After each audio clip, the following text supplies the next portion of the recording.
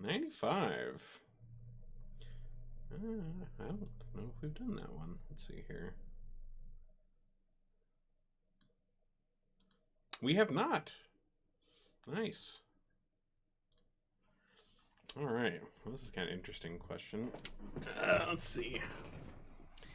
Question of the day is, what do you not understand about society?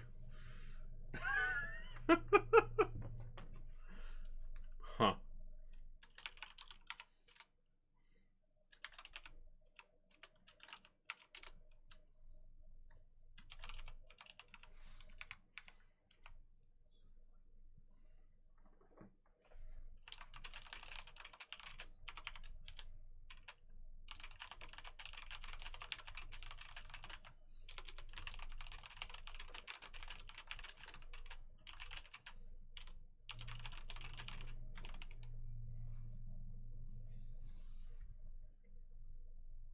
All right. Fair, fair. Right?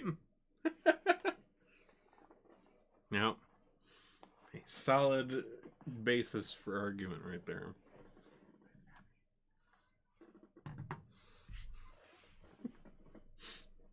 Don't ask any questions about what led up to the eye patch. Just that there was some cool accessories involved after the fact.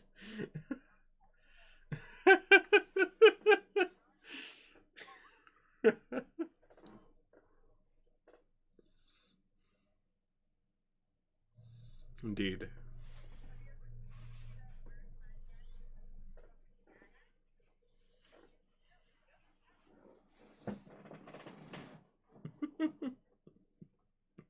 All right. How about the rest of you? What don't you get about society?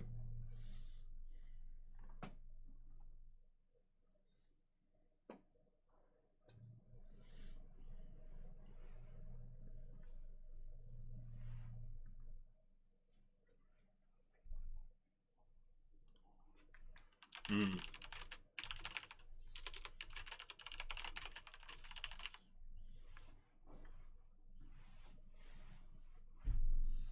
All right. Interesting.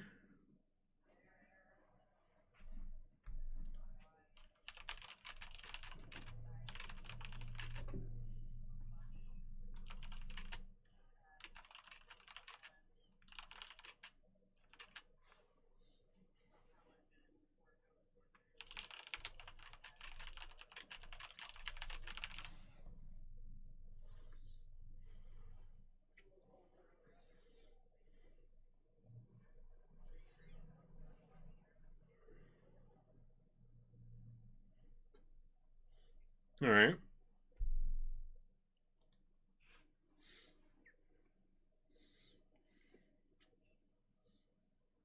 How about you, Jenko?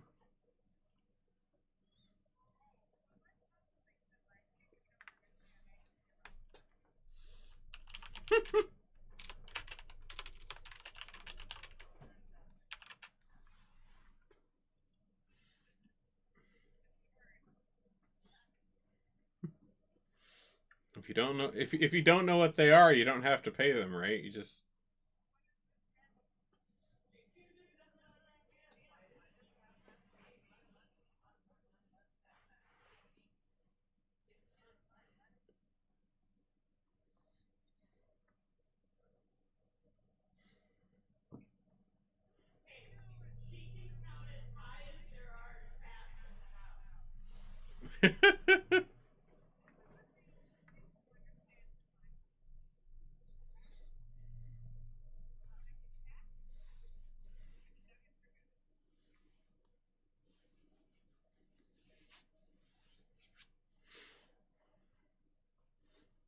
Dang, it's too bad that chicken nuggets doesn't rhyme with the other two.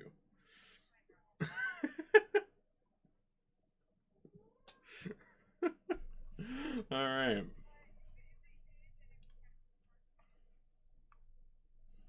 Fair, fair. All right. So, anyone remember? We had some kind of big things happen last time. Anybody remember what y'all got up to?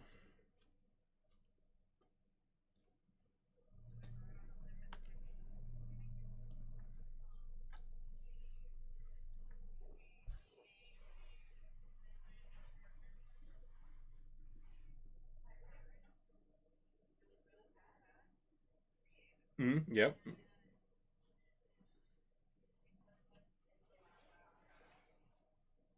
Yep.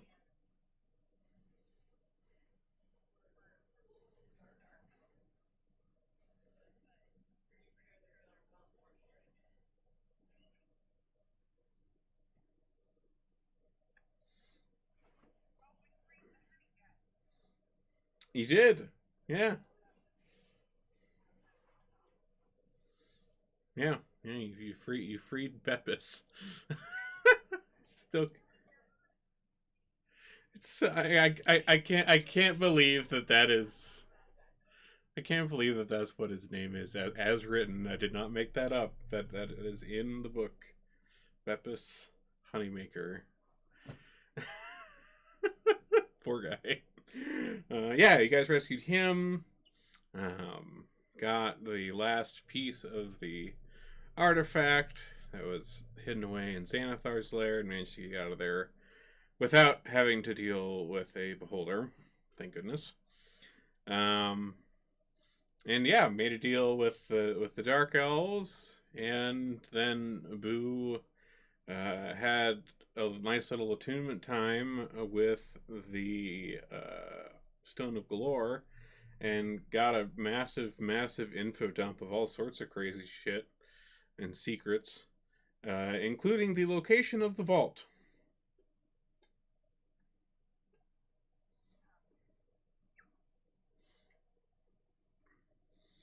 Which I'll skip over the long list of random secrets.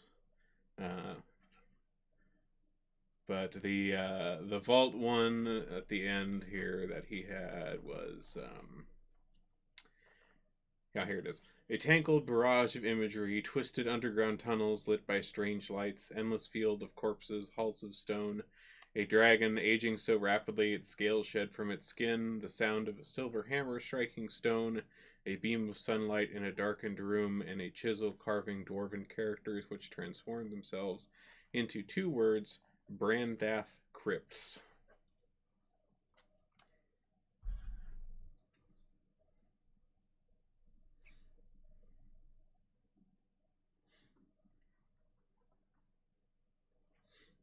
Which, if everyone wants to roll a history check, we'll see if any of you remember where the heck those are.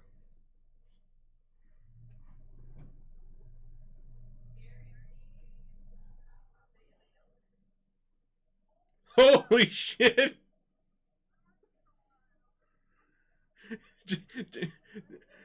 Jink is really good at remembering the very random fact. I guess Boo too. Boo also gets credit.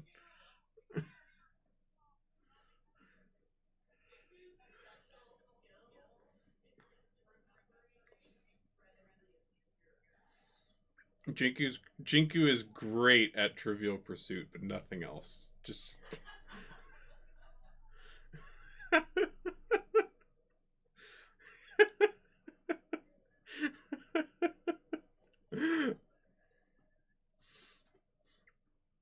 all right. So you're kind of Boo. You'd recounted this.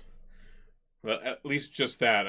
If I recall, you didn't mention any of the other interesting things that you heard, but the that part you relayed to your compatriots, and you and Jinku both recall when you guys took a little trip over to the city of the dead in the east part of town, the kind of large graveyard area, which for the most part often gets most of the land in there is kind of reserved by the various noble families in town.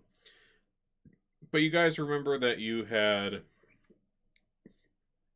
gone there a while ago and visited there's like a little mausoleum complex with a couple different crypts, and one of the ones that you guys had been to in there was one where Raynar's mother had been buried.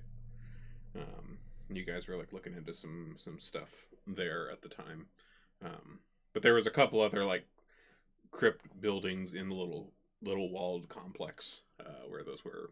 Um, but that little area was the Brandath family crypts. So something there.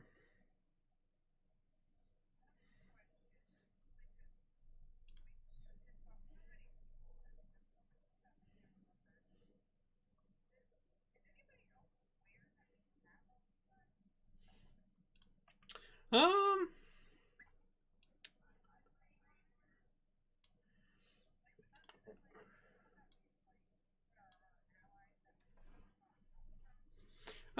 roll an insight check for me on that one.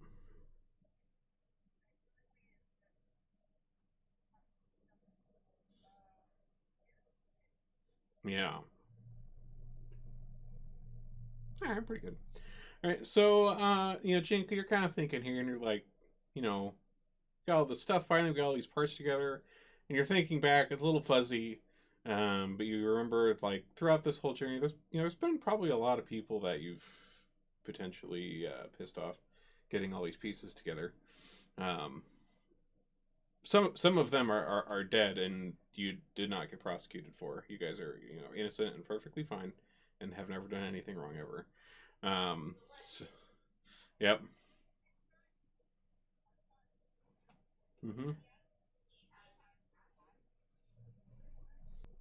Indeed.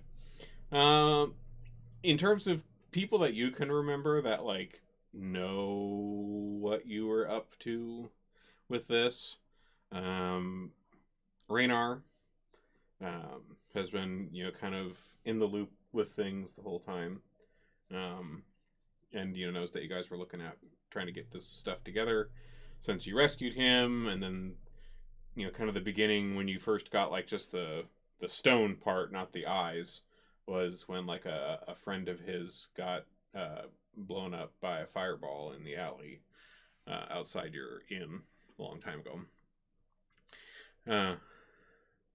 Yeah, the Castellanters know because you've been working for them, sort of.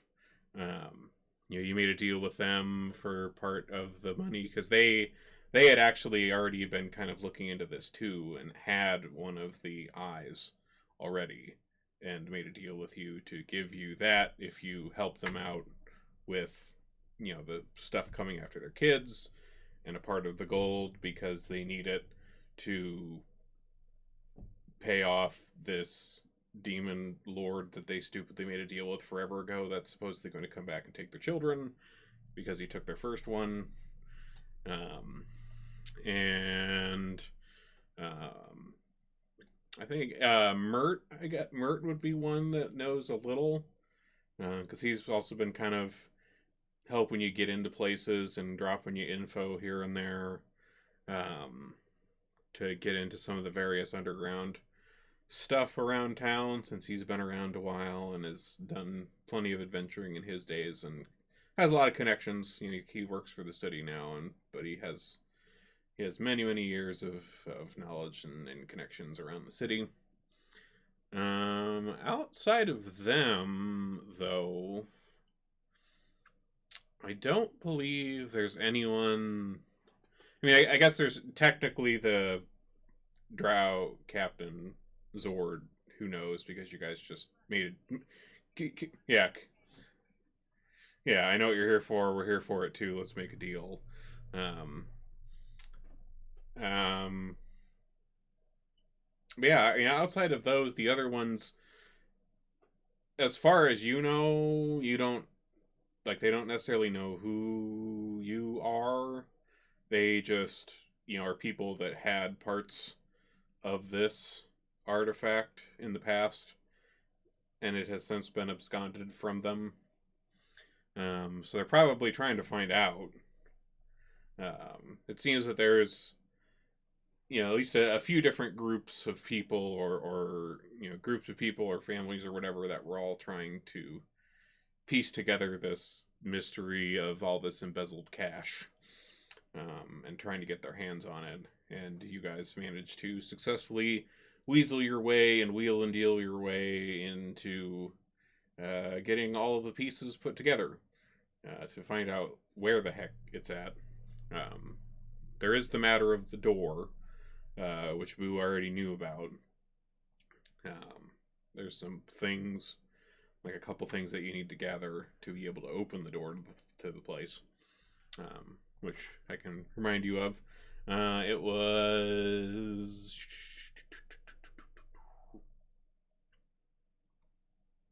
Yes. It was something that he had heard from the stone when he attuned to it earlier when you guys didn't have all the eyes. It was bronze scale of dragon, Alethea's tear, visage of that which you hold most dear. If a large debt you need to repay, bring these three to the vault to open the way. So you have what you need to open the door. It's a matter of getting those things. And you know where the door is, or at least the general area of where it is. You guys haven't gone and actually looked. But you at least have an X on the map to go to. And yeah, that's kind of where we are right now. Is finding the crypt, or finding the door in the crypt, and then also figuring out how to get these pieces. One of them you do have already. You actually got that while you were down in the Xanathar lair last time. It was in the fishbowl, Silgar's fishbowl, along with the eye and some other gems and treasure and stuff that you guys looted out of there. Alethea's tear, which was a kind of beautiful sapphire brooch that had been gifted to Alethea by Lord Dagalt Neverember at some point in the past. So you do have that part. But the bronze scale of a dragon and visage of that which you hold most dear, you haven't quite sussed out yet. But there may be some things you remember. Actually, well, here, let me see. Torda, you do a history check for me. We'll see if you remember, because you would probably be the one most likely to.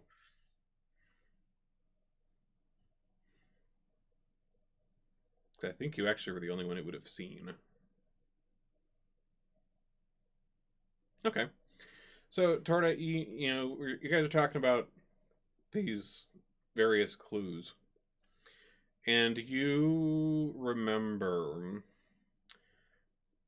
when you all were having a little adventure in a submersible in the bay of Waterdeep.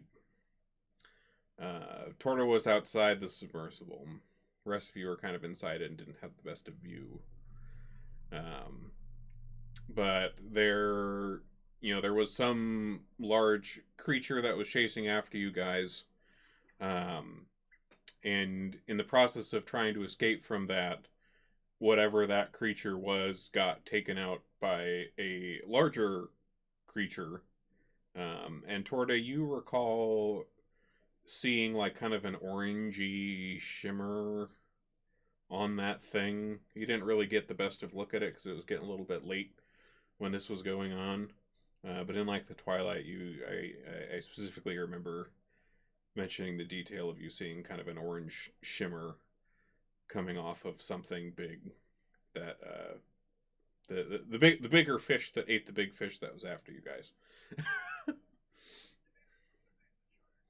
Yeah, it was the shark. Yeah, the shark was after you, and then you saw something bigger take out the shark, and there was some kind of orangey shimmer of light off of it that you recall.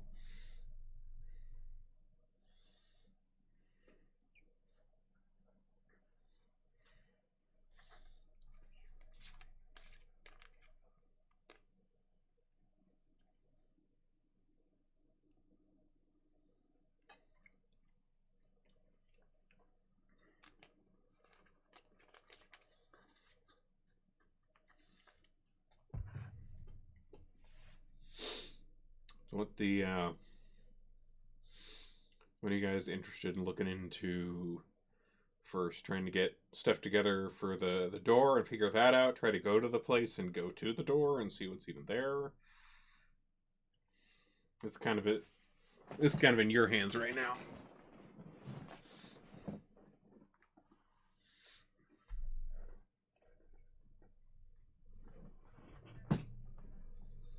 Okay.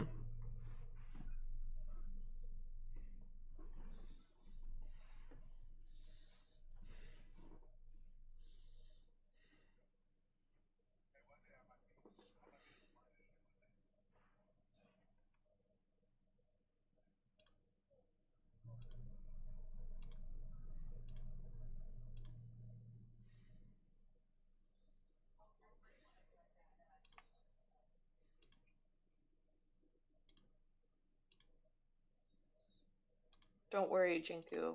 I'll bring snacks too. Can you bring some pickles? Sure. Oh, what the heck? I just realized that for some reason the desktop audio wasn't picking up you guys on the recording of this at all until just now. Damn it, that was some good shit. That was some good shit. God damn it. I don't know why it wasn't. For some reason, even though I have it set to pick up the sound coming out of these headphones into my ears, it wasn't picking it up. So I had to. That's annoying. Well, at least it had my half. Oh well, that's annoying. Your half wasn't as funny as ours, though. I know. You can't fire the DM, then you have to do it. Oh, you're rehired. Oof. All right. Well, okay. So getting stuff together. So, I mean, you've got something to go off there with Tortas. Not really sure about that third clue though. We'll kind of leave it to you guys to think about what to go about with that third clue there. So is that where you want to start with the dragon scale? See what's going on with that.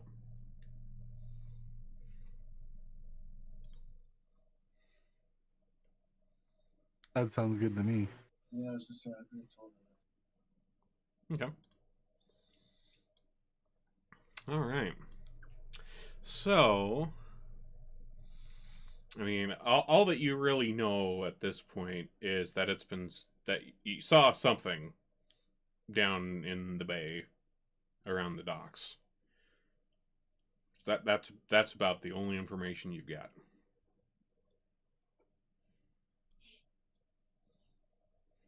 Well, let's head to the docks then.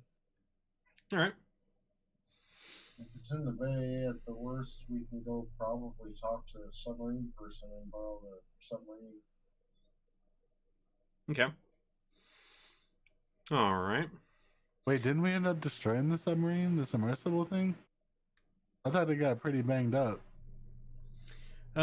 It wasn't destroyed. It did get pretty banged up from all the deal with the shark. So you might repair it right now. it might be. I mean, it's worth a check. So are you guys gonna head down kind of that way to Mist Shore, where the submersible thing was with the lady? Might as well. Okay. All right. So you guys, make your way out of home and make your way down across the city to the dock area. And you recall that the last time that you guys had interacted with this was Grinda Garloth. Where was the info on her? Dig up where that was.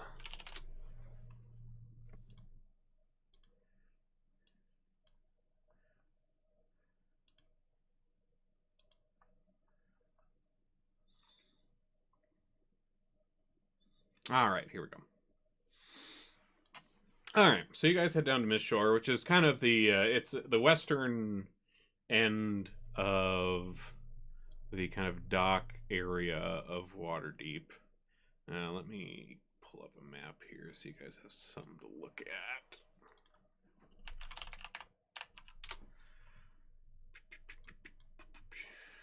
No, not that one. Waterdeep West. Is this the one? Yeah, that works. Okay. Okay, so it's kind of down at the very bottom of this map, and kind of cuts off in an awkward spot out of the great big overall Waterdeep map. Mist Shore is like the western end of that dock area down there, and so you head to this part of town. It's pretty run down.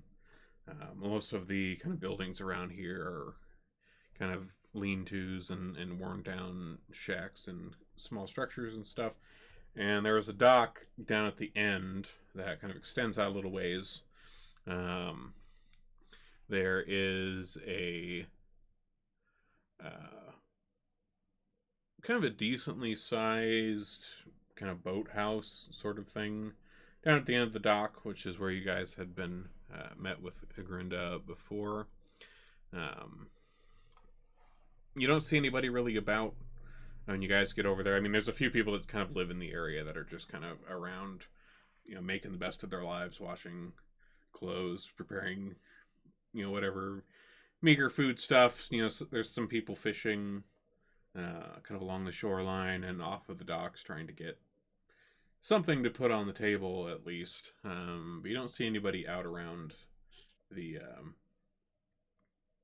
boathouse end of things. But there's a door on the side of it. I think I actually had a map of... Oh, I did. Here it is. I knew we had it. Prestidigitation, knock on the door. Here we go. That's the Miss Shore map I remember. Yep, I remember now.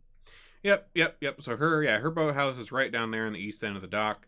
There's like the big kind of ship that's kind of beached here.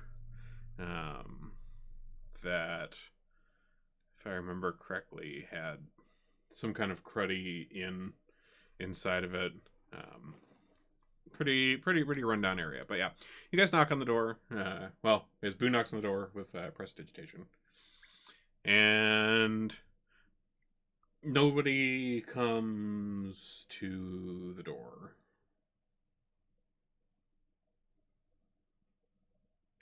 I'll let myself You'll do what? let myself in. Let yourself in? Okay. Alright, so you try the door.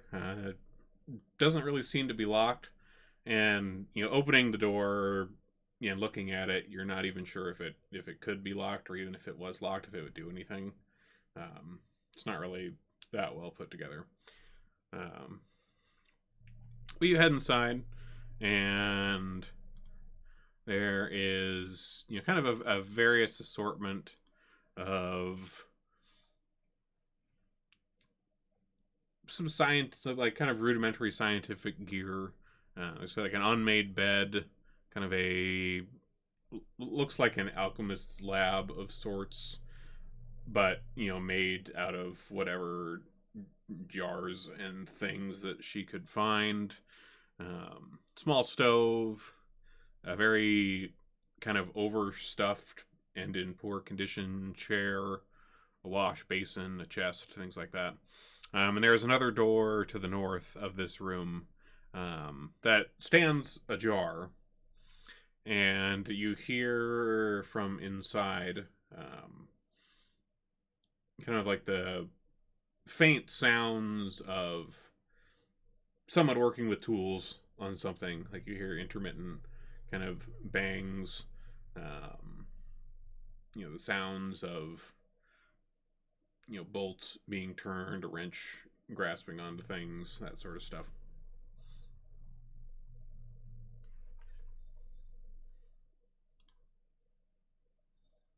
I'll go in, and we're familiar with her. Okay.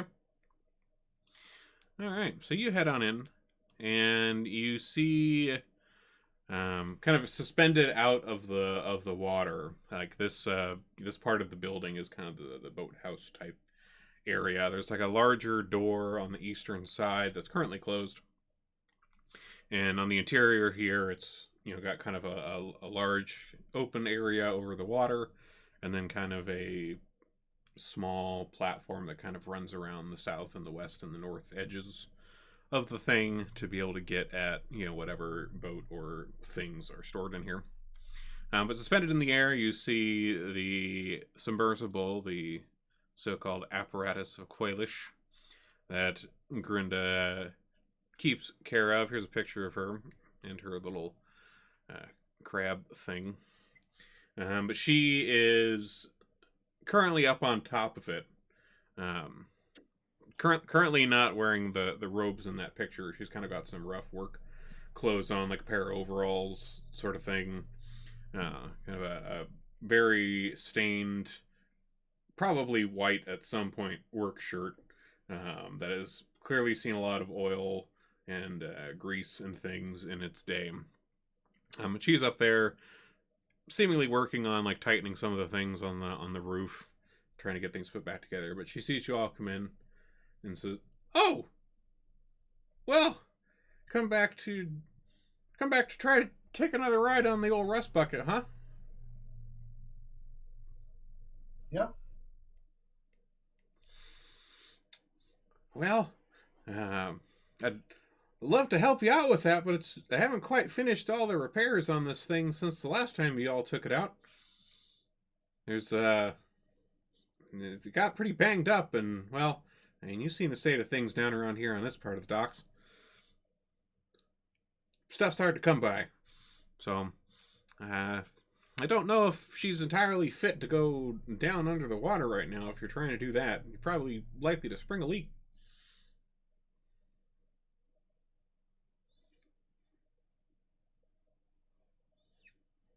Well, ask her. Sorry, go ahead. No, I would just want to ask her about that creature. If she knows anything about that large ass creature. Sure. And so, you inquire about any, sightings of large orange things. Grinda kind of ponders for a moment. You can see her kind of tapping this wrench she's holding on like the top of the submersible while she thinks. And she says, "Well, I can't say that I've seen anything like that myself, but I could have sworn I've heard like some of the fishermen or some of the other people around here on the docks mention that sort of thing over beers at the inn over in the ship next door sometimes.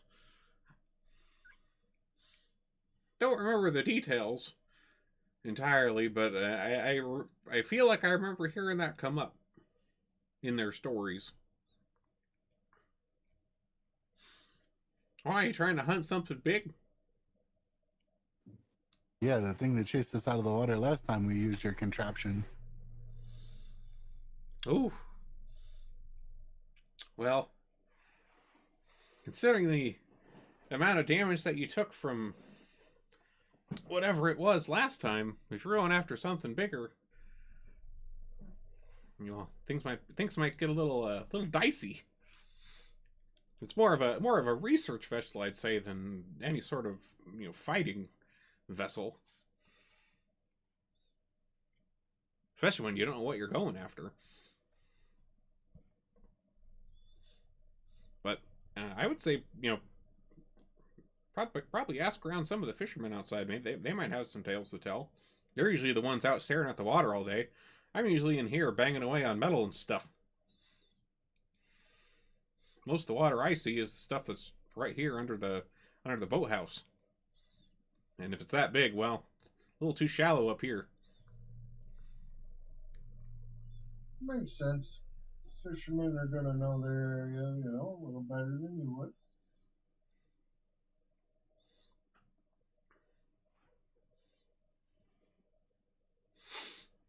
Well, you keep working hard, okay? I will.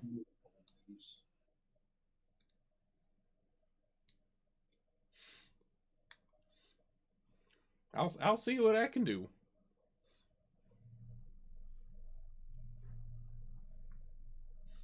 And she kind of goes back with her wrench, working on some more bolts up there on the top. Cool. Yeah, I'll head out the door. I'll leave like a gold piece somewhere where she'll find it on the way out. All right. So you head back out into the docks, and there's a few people around. There's some people fishing off the docks nearby. There's the kind of large beached ship or medium-sized beach ship here that's kind of a cruddy inn, or so she says. Yeah, there's a decent number of kind of random passerby around, just going about their daily life.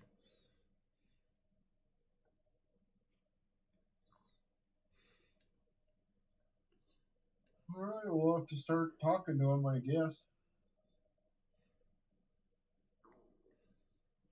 All right. So, let's see here. So, Boo, are you just gonna go over to like some of the fishermen on the docks or something, then, Boo? Yeah, that's what she told us. Okay. All right. So yeah, you kind of saunter down the docks here, and there's a couple fishermen here at the end of Grinda's dock here, just up to the north. Kind of fishing into the shallow waters here. There's a kind of an older man, looks to be probably in his 50s or so, and it's kind of a younger man next to him, probably in his 20s ish.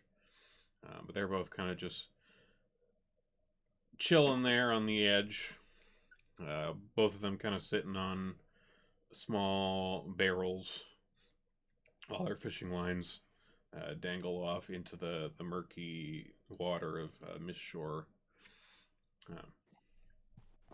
The old man kind of sees you approach there. Says, "What? We're taking up this spot here today." Yeah, no worries, man. I Oh, found why he was wanting to talk to one of you guys. oh, what brings fancy folk like you down here to the Miss Shore, huh? Well, Torta? This here's my buddy Torta. He likes tarts. You got any tarts? Any fish tarts? Tarts? Ooh, fish tarts. I've never thought of that. Well, I can't say we usually have the time for baking them up into something like that. Usually we just cook the fish itself. I understand. And Toto tried to explain, like, have you seen any large animals with an orange tint to it? And he'll be like making circles and triangles with his hands, trying to explain Okay. Alright, so you're kind of describing what you recall of this creature. And the old man's kind of thinking there for a moment. Says, "Well, I feel like I've heard of something like that, but well, I've had a few too many drinks in my day. I'm afraid I can't really give you any good details. But all I can say is that I've heard of something like that. Some big something, big mystery creature in the bay. Can't say I've ever seen her myself."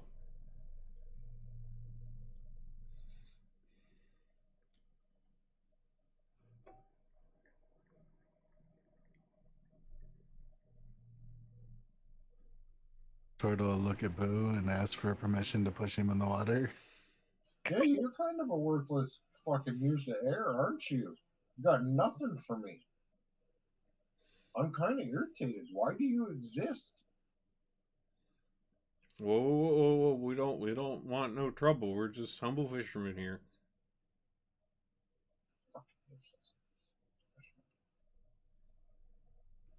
All like crumble under my breath and go find another one. We're looking for this fish thing, right? That's what our goal is. Whatever the creature was that's in the water, they beat up Yeah. the shark. Mm-hmm. Okay, I'll go ask another fisherman. Let's go in the end, see if there's any actual fishermen instead of these land-like guys. Okay. All right. So you guys head over to the kind of large beach boat that's kind of partially in the dock. It's kind of the dock's been kind of built around it of sorts. There's a fairly kind of rough, kind of hewn sign, kind of just nailed into the side of the boat over a kind of opening that's been made into a door of sorts. Not usually a door in this part of the side of the boat, but there is one now. The sign says Kraken's Folly. is evidently the name of this particular establishment. But you head inside. The door itself isn't really much of a door. It's kind of one of those. It's almost kind of one of those like saloon door type things, except just kind of very poorly on its hinges. Very creaky. But you push it open and head inside. It's fairly dark in there. The only really light that's coming around is there's lights coming through the kind of holes in the boards in the deck above. And there's a few kind of dim lamps that are around here and there on a table or two, and up by, you know, what appears to be the bar. At least given the shelf or two of somewhat questionable looking bottles behind it.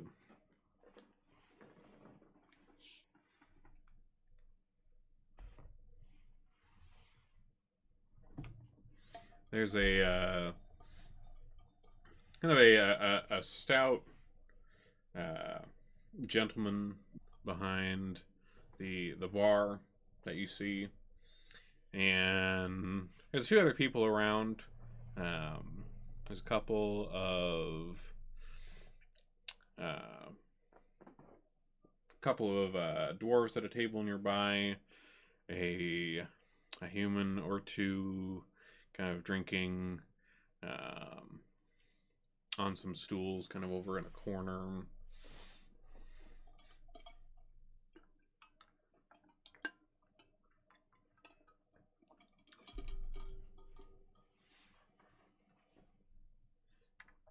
Which ones look the toughest? That's who I'm going to.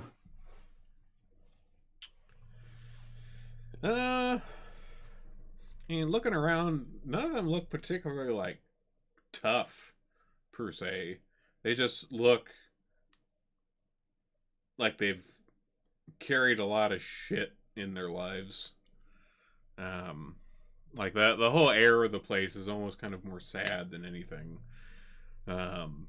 You know, these are just people trying to get by, doing whatever they do on the sea, and, you know, making a meager living off of it. So, yeah, none of them look particularly like bruisey in terms of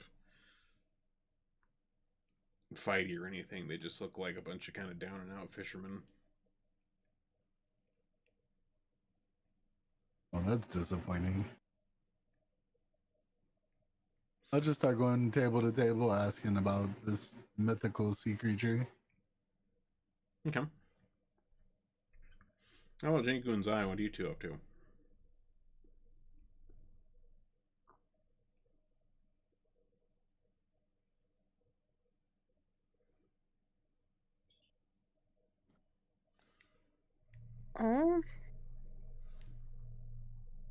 Chinky's probably not very comfortable down here. She doesn't really care for water. So she's probably just sticking really close to Zayara. Alright. Same side. I mean, there was a reason Sai did not get into the submergible death trap. I don't even remember that. I don't think you were here. I think that was one of the sessions you missed. I think it was. I think so. Because there were like a couple sessions you missed where we were basically just doing doc stuff. And Zai was like, nope.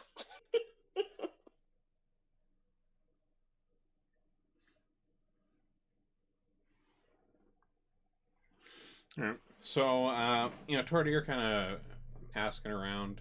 You know, you know, kind of pull up to the bar and are inquiring about if anybody's seen this thing. One of the humans at the bar, he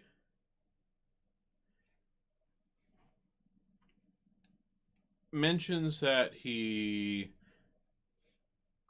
doesn't recall ever seeing anything orange, but he remembers seeing some sort of odd glowing light in the water one night while they were coming back in after a day of fishing. He said that there was um, it was kind of near, and he kind of motions kind of vaguely in a direction across the room, assumedly kind of in the direction of something outside. But he says there's like a big fancy ship that's parked over in kind of the main part of the docks, and we were coming in one night with whatever crud we'd catched for the day, and I remember seeing some sort of glow like under the ship, which I thought was a little weird. And then it moved. At least I thought it moved, because it was like under the ship, and then I saw it like go like away from the ship, and then it kind of faded away. I don't know if it went deeper or something. The water's a little murky around these parts. Don't really know anything about a color, or if that's what you were looking for, but saw some glowy thing.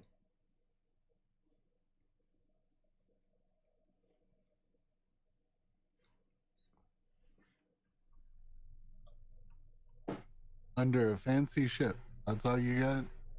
Mm-hmm. Yeah, it's the big one with the what was it? There's something with the festival that was going on up in the north part of town recently. They had something. They're doing something with that.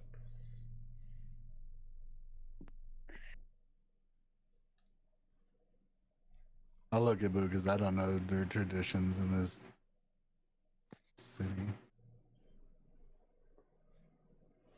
Fuck, I was about to go on about the Radiant Festival, but yeah, that's the shit. There is a festival, right? There was a festival that you guys had actually gone to a long time ago. It went on up in the kind of market, the big market area in the north part of town, kind of up by where you guys were. There were, a bunch of kind of floats and things and interesting kind of magical displays. This was way back when you were still trying to figure out what happened with Fireball outside of your inn. So a long ass time ago. But you recall, like one of the notable acts. Like there's quite a few like kind of traveling groups that kind of come for this festival and kind of show off their their craft and try to make some cash, that sort of thing. But there was like a particularly notable act that you recall, which was one that was being run by a bunch of drow. It had a bunch of like these kind of floating mechanical fish and this kind of interesting water magic that was going on. If I remember right, there was something from that, like that's what initially. I can't remember the exact details right now off the top of my head, but there was something from that led to you guys initially going down to the docks forever ago and running in to the drow for the first time with like 30 of them and then being like nope and fucking off. Oh, that's when I was gonna burn their ship down. Yes, yeah. This was back when you guys were trying to find out about the mechanical man that had been seen with the fireball incident, and you guys were trying to figure out what's going on with that, and you were trying to find information about like where those would have been from, and you had seen a mechanical man like this in the festival, and you guys went to like a temple that was one that was kind of dedicated to these kind of engineering related kind of dwarven gods, and there had been one that they had purchased there from some drow who were also in the festival doing the fancy mechanical fish display, and you guys had gone down to that drow ship to try to find more information. Torta busted into the ship and looked around, found the ledger that had the information about all the various mechanical construct men that had been sold, which is what led you guys to that noble family that you guys allegedly killed. Allegedly. No, it's been proven in We court we that were you did not do that.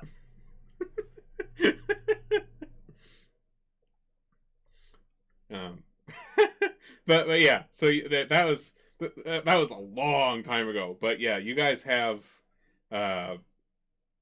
fucked around on said ship before, or at least Tortoise been on the ship, poking around when he got that ledger information from them.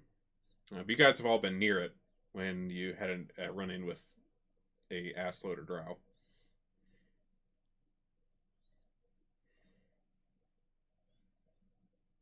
Friends don't let friends cast friends.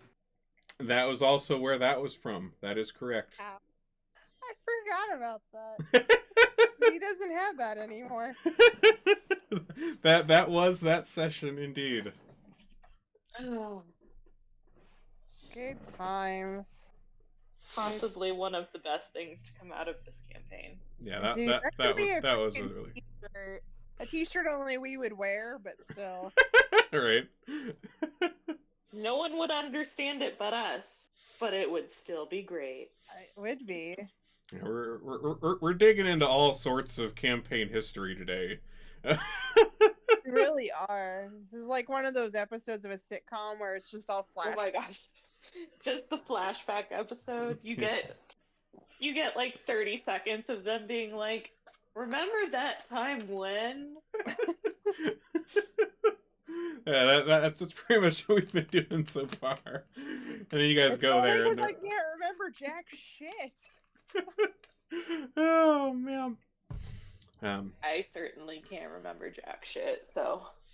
Well, part of that's because we've been playing this campaign for a long time, and part of it is because I intentionally forget some of this stuff for my character. I like that. That's a good explanation for not knowing anything what's going on. That you No, I really do. Intentionally not remembering what's happening, Like, so so you there's certain don't have to. that I will There's zone something out to and that, though. something that Jinku would not be paying attention to. True, very true. Because my other cleric is a complete nerd and is like history domain, and I took meticulous notes as part of her character, and I remembered every goddamn detail. I've And had this campaign, I'm just like, yeah, I'll remember the stuff that's important to me. Yep, I have had a character where like part of her character was she actually like had a journal she kept with her, and I'm like, oh, she's sitting at the fire taking notes, and like I would take notes during the session. I'd go back and listen to the stream, and I would usually do like this is what we did last time. Not with Jinku. Nope.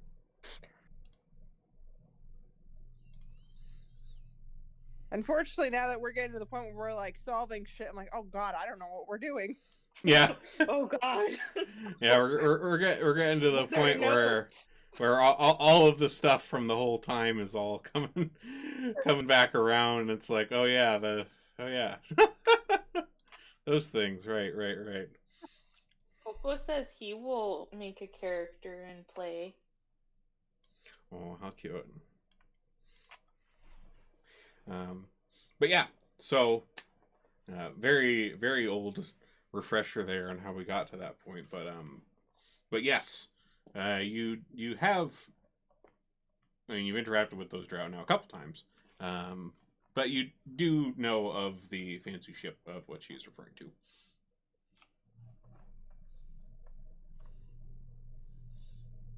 And at least this time, you're at least on speaking terms with them instead of gunpoint. For now. Very true. Last time they tried to kill us very badly. Mm-hmm. We tend to piss people off. Some of our members tend to piss people off.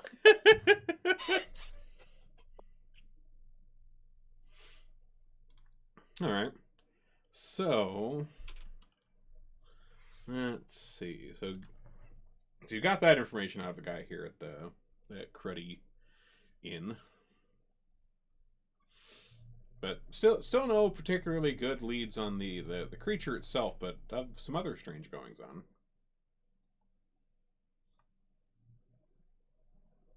I say we rent a boat, tie Jinku over the edge, and drag her through the water as bait.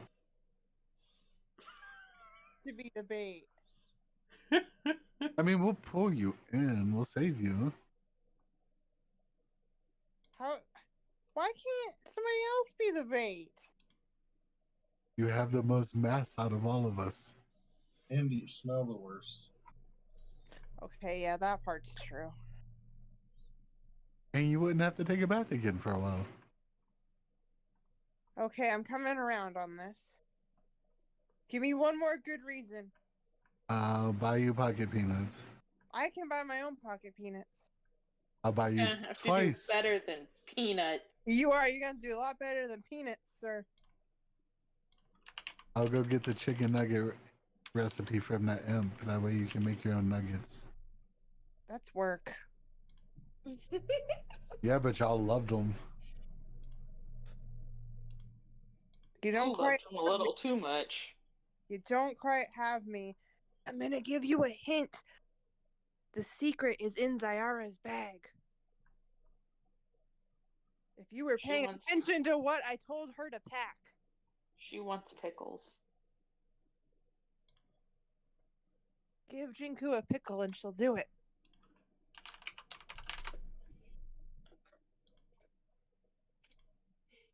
Kind of like when you ask Scooby if he'll do it for a Scooby snack. Zyara just reaches into her bag and hands Porta the jar of pickles. Oh, Jinku didn't say the pickle thing out loud. That was just giving y'all a hint. Oh no, but if Zyara knows that Torta is trying to bribe her. Oh yeah, Zyara would definitely know the way to Jinku's heart. Zyara already knows that the pickles are what Jinx wants.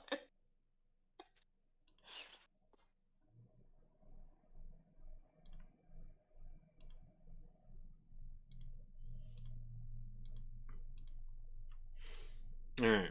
So, what's the where are you guys going from here with that information? Wait, are we not going to have the pickle exchange? You know, are we doing dragon Chinku behind a boat, or what? Not without offering me a pickle, you ain't.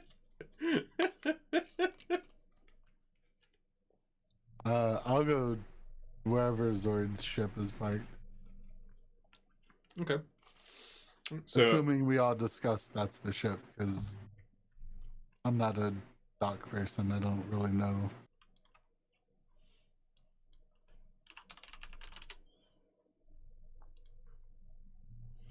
I would assume Boo would have told me about, that being the fancy ship, because I mean, I remember the ship now, but. Mm-hmm. Well, I mean, you guys head out of the little cruddy ship in here, and you're kind of taking a look over the bay, or the harbor, I guess, in this case, of Waterdeep, kind of seeing what's on the horizon. There's quite a few ships. Like the bay is decently large. Like this whole southwestern chunk of water, all borders on the water, and like all the way along it, there's warehouses and docks and ships and things. But there is a pretty decently large ship.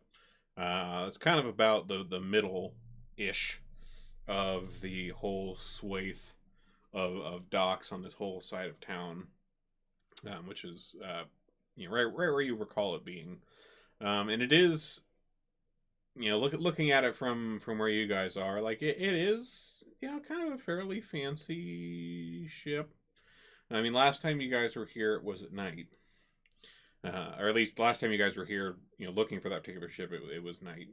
So you didn't get like the best of looks at it, since it wasn't all lit up.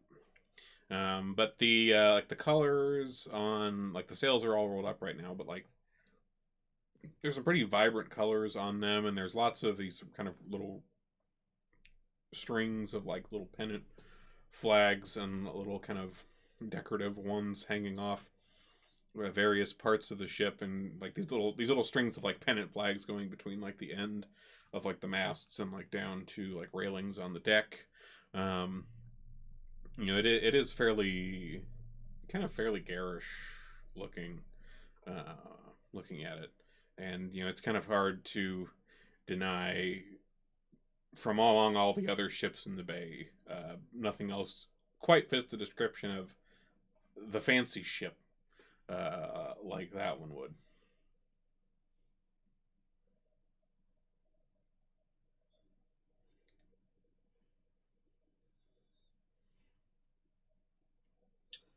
So I'll point in that direction, and we'll all kind of start heading, or at least Sora and we will start heading in that direction.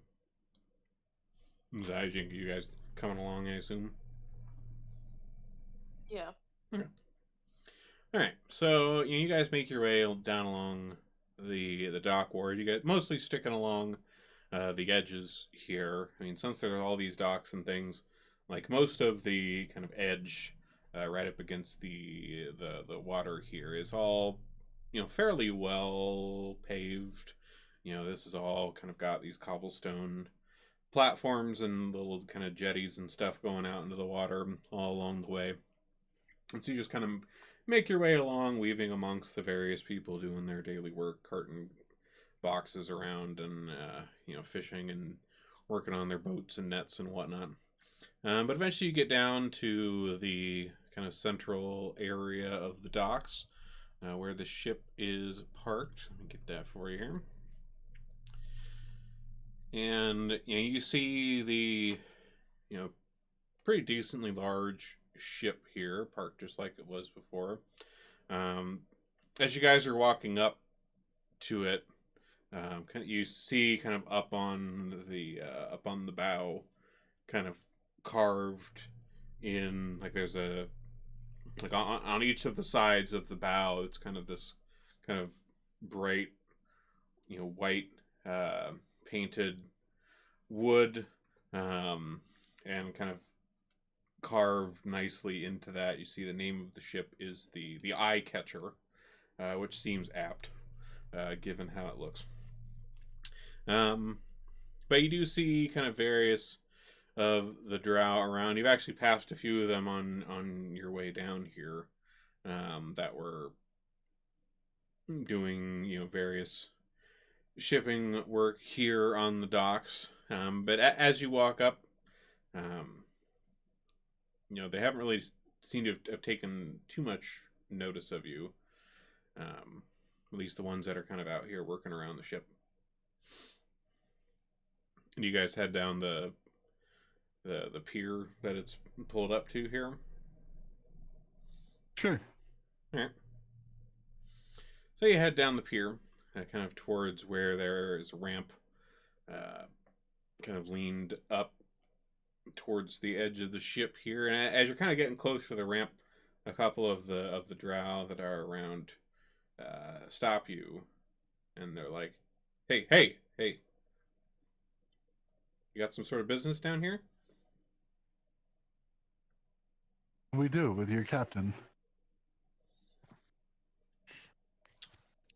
Oh, with Captain Sword, I see. Well, let me go. Let me call for him. We'll see if you're telling the truth. And he Just kind of tell him his illustrious gold gifting friends are here. the drow kind of smiles at this, and he kind of yells up to some of the other ones that are up on the deck here, and you see them kind of disappear, behind the railing, and assumedly go down below decks. And after a moment, they return, and Jinku, even before he comes up over the edge, you see the ever so fancy hat that he wears. First thing that you notice, of course, you see that coming up some of the stairs and then up to the railing with the rest of him. And Captain Zord is standing up there on the railing, and he kind of looks down in your direction.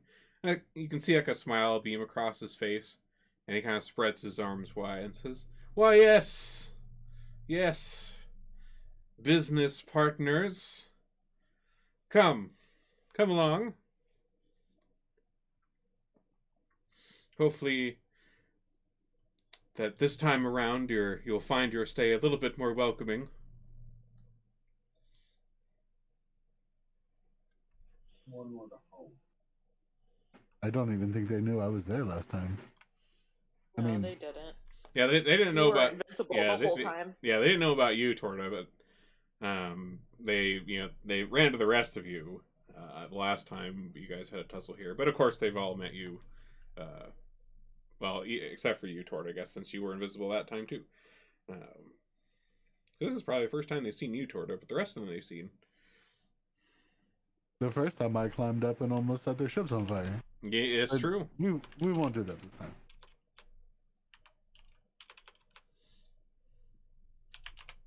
Yeah, we follow him.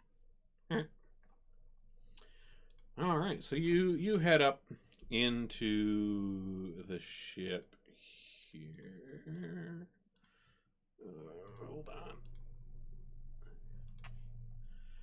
Gotta go find. Where is that at?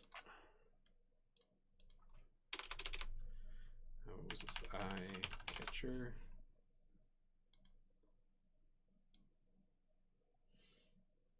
Oh, hey, there we go. There's actually a nice piece of art of this fancy fucking ship. Hang on, let me get you that.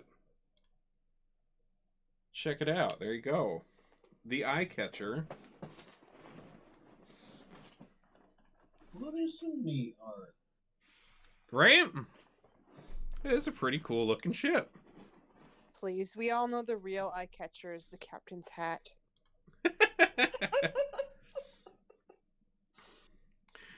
All right. Let's see. Where is... I've been reading this book lately, where it's a space book where all the races that exist in fantasies exist in space, and they're all hostile. Mm-hmm. And the gnomes are known for bakery items, Mm-hmm. but also specifically in each gnomish clan, everybody carries a red hat in their pocket, a red conical hat, and then you get to put it on like a finger. And so, like when they're like doing something, they'll be like, "It is my turn to wear the red hat of command," and then they'll put it on, and like, get all pumped about wearing the red hat of command. That's fucking great. Oh man. All right. So, yeah, it's the Eye Catcher. Very nice ship. You guys, head up the gangplank here, up towards the decks, and Zord kind of leads you down some of these stairs, kind of towards the stern into that kind of circle around. Like this is kind of towards that kind of taller back half of the ship, and they kind of go down and then kind of go around. Back into this kind of larger area in the center of the ship, which has a few kind of tables around. There's a few other drow in here as well. Torta, you've been in here before, albeit invisible, sneaking around. rest of you haven't, though. But, Zord kind of motions to the other drow that are down here to kind of buzz off, and pulls up a few chairs around a table here for all of you, and takes a seat. So, he kind of slaps his hands on the table and says, "Well, didn't have enough of me down in the bowels of Xanathar, did you, huh? What brings you down to my ship today? Good news, I hope. Got your hands on the gold yet? Did you bring my cut?" We're looking for some information to get to the gold. All right, I'm listening. And again, I'll go into the awkward like shape making, make it look like a pufferfish and then a whale and then an octopus. Trying to describe whatever this creature is. Sure. All right, so you're kind of talking about this weird shiny orange thing you saw in the ocean here, and and Zord, he's kind of got his hands up in front of his clasped up in front of his face, and he's kind of thinking and nodding along as you're making these wildly descriptive gestures and things in the air, and when you finally finish, he kind of sets his hands back down and he's like, strange large creatures under the water, you say. Well, I believe I may be able to help you there. Now, understand, no additional charge, no additional deals needed. I am perfectly happy with the deal that we made last time involving Xanathar.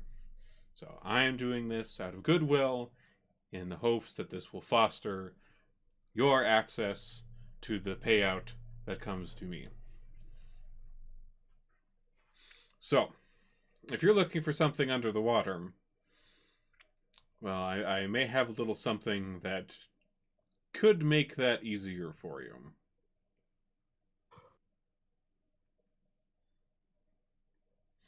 And he stands up from the table here and kind of straightens his hat. Jinka, you kind of jealously eye it over as he does this, and he heads kind of down the ship a little ways and kind of motions for you all to follow. Torda, you remember the direction he's going to is the direction of what you remember is where his cabin was that you were in and rooted around and yoinked a ledger from forever ago. But he leads you that way. I'll pretend like I have no clue where I'm going. Probably. Never been here before. Yeah, neat, cool ship, neat stuff. Mm-hmm. And the rest of you all follow along. Yeah. All right. Yeah, that answer is always yes. I am grooming toward it to be mine. Someday when I take over the world, don't touch boss kind of. All right, so he kind of opens a door into this cabin here, and as he opens the door and leads you all into here, this cabin has a very lovely scent to it. It's got kind of a lavender scent to it as you open the door, and as you guys walk in, you see that there's like a curtain across the southern end of the room, which Torda, you recall there's a bed behind there and a chest, which is where you stole a ledger from before. And there is a little alcove to the right of you guys as you come in the door. where you see a small table with a pretty fancy looking kind of chess set.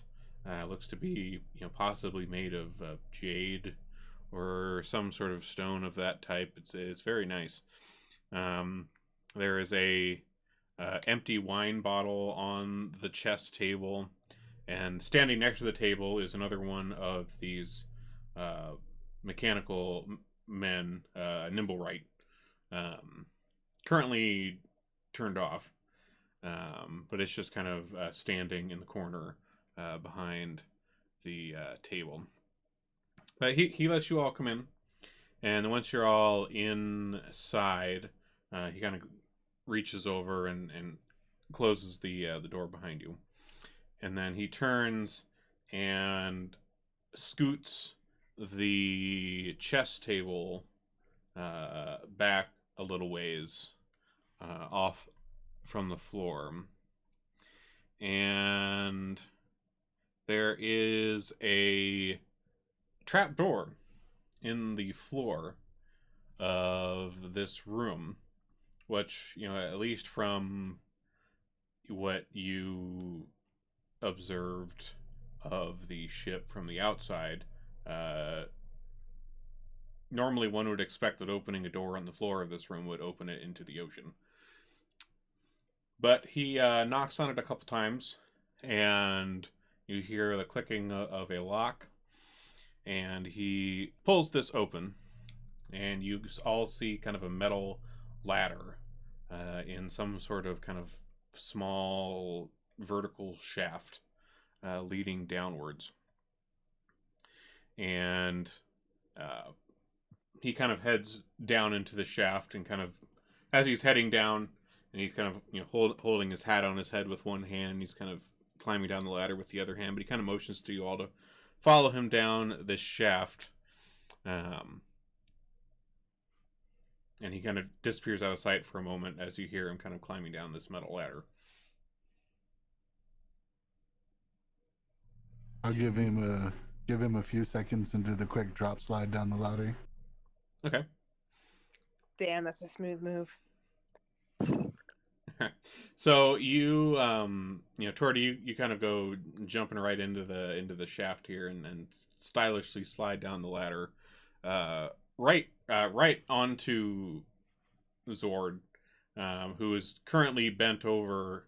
There looks to be kind of a hatch on the floor. The shaft itself wasn't particularly long. It went down about 10 feet or so, and then stopped at a metal hatch with a kind of circular wheel on the top, typical sort of, kind of almost like submarine type hatch.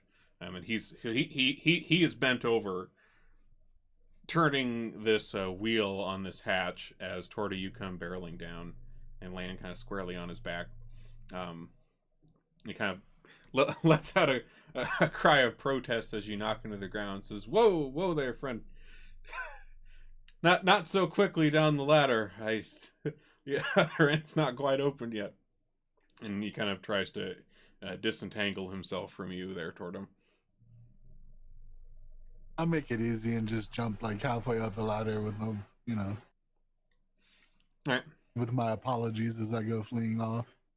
He runs right into me, like I'm like, climbing on the wall, like all fucking awkwardly, trying to look as cool as he did, jumping down. So like I'm like right behind him, and he goes to hop. I'm like right there. It's one of those situations. It's like, bam. And Jinku's just gonna look at Zayara and be like, why can't they just climb down a ladder like normal people?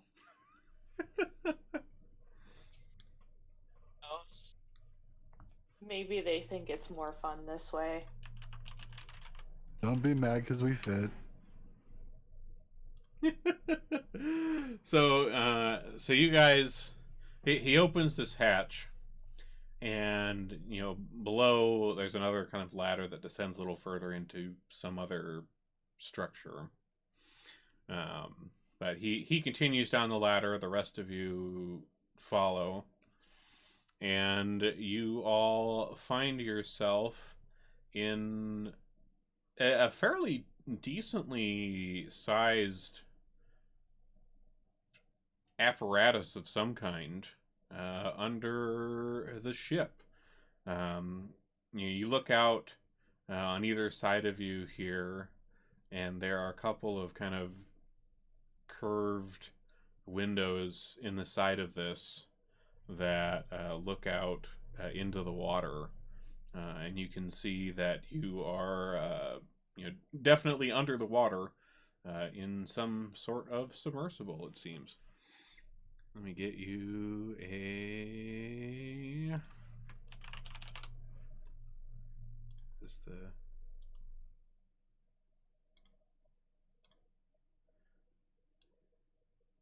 Here's some nice art.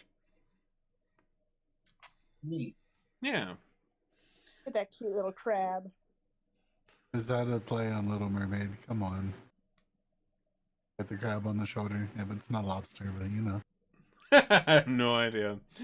But yeah, so you guys find yourself in this interesting little submersible. And for the moment, we're going to take our little 10-minute break here to get your water or whatever you need to do. And then we'll come back to this once we return in 10 minutes or so. So we'll see you then. Boop. There we go.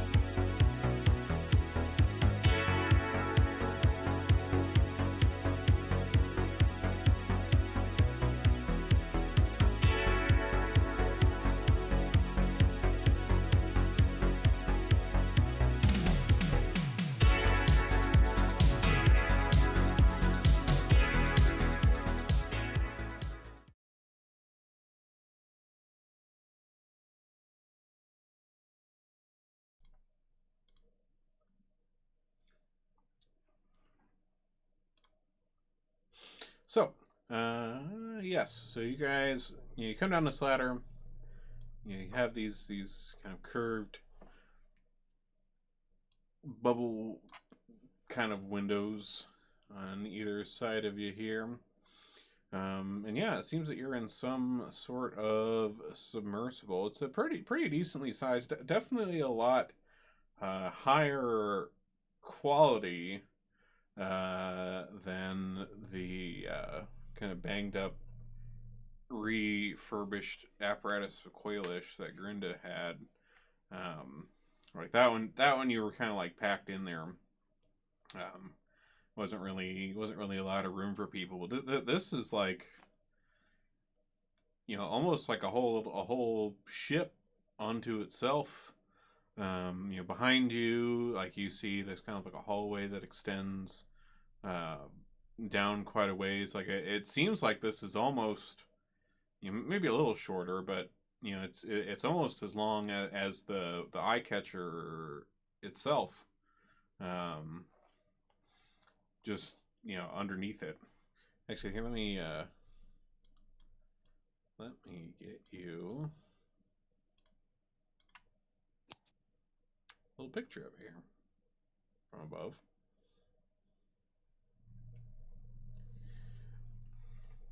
So as you all are kind of looking around, Zord kind of does a little bow and says, "Welcome to my Scarlet Marpanoth, a little personal uh, toy of mine."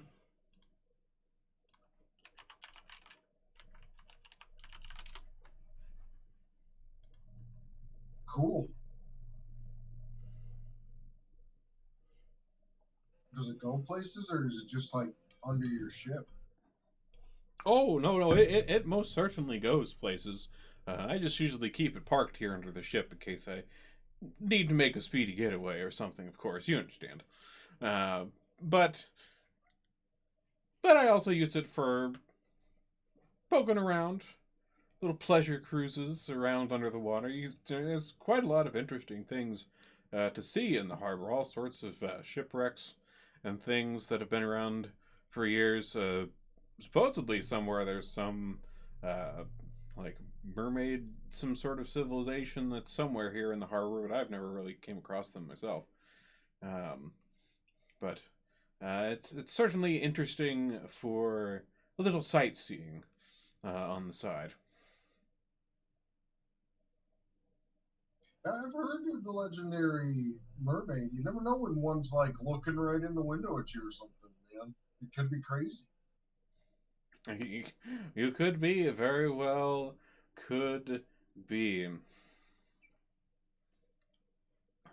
But yes, this came into my possession quite some time ago, and in my travels or up and down the Sword Coast, it's certainly come in handy sometimes. But if whatever it is, this thing that you're after is somewhere in the harbor, I mean, looking underwater, you can't really ask for. You probably couldn't find anything this caliber of quality around these parts. Don't really see too many of these, really.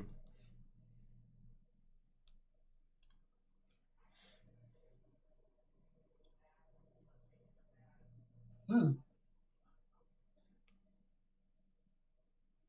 Well, man, I bet there's so much cool stuff under here.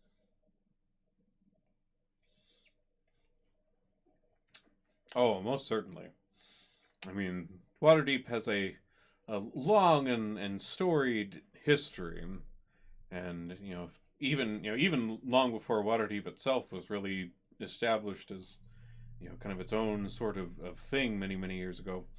But um, there have been peoples living in these areas for untold ages, and some of them have been lost to time, and some of them have been lost to the waters, and well, and some of them, or what remains of them, is still around.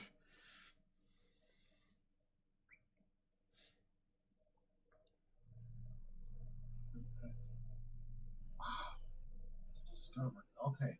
So I need to focus here. Sorry, this is me. Someday when I rule the world, I'll have some mercy. Anyway, so we're looking for this creature we saw, and we want to encounter again. Perhaps you could help us with that. I'll explain that further. Yes, yes, of course. I'd be more than happy to come along on this little excursion. Sounds sounds intriguing. So you're after what was it you said? Some sort of large orange thing, right? Not necessarily orange, but glowing. Glowy. Glowy and orange. And very large. Very large. Well, in terms of things that would kind of fall under that sort of size, at least things that are known about, I mean, it could be a dragon of some sort. There's, what is it? What is it? Bronze dragons. They tend to like the waters. They tend to live around them, actually. So perhaps the creature you're after is a dragon of some kind. It's taken up residence here beneath all of our noses. Maybe. We saw it eat a very large shark. Well, if it was able to take down kind of a fearsome beast like that, then, well, that kind of leans definitely more into the dragon territory, in my mind at least.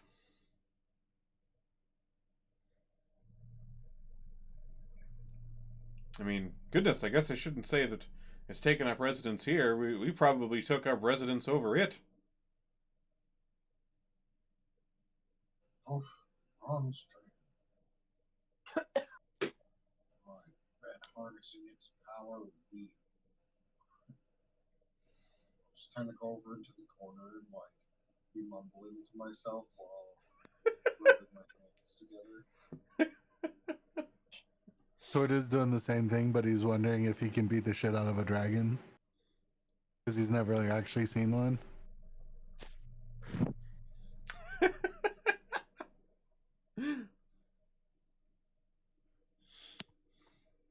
Zai, Jinky, what are you guys doing, thinking about?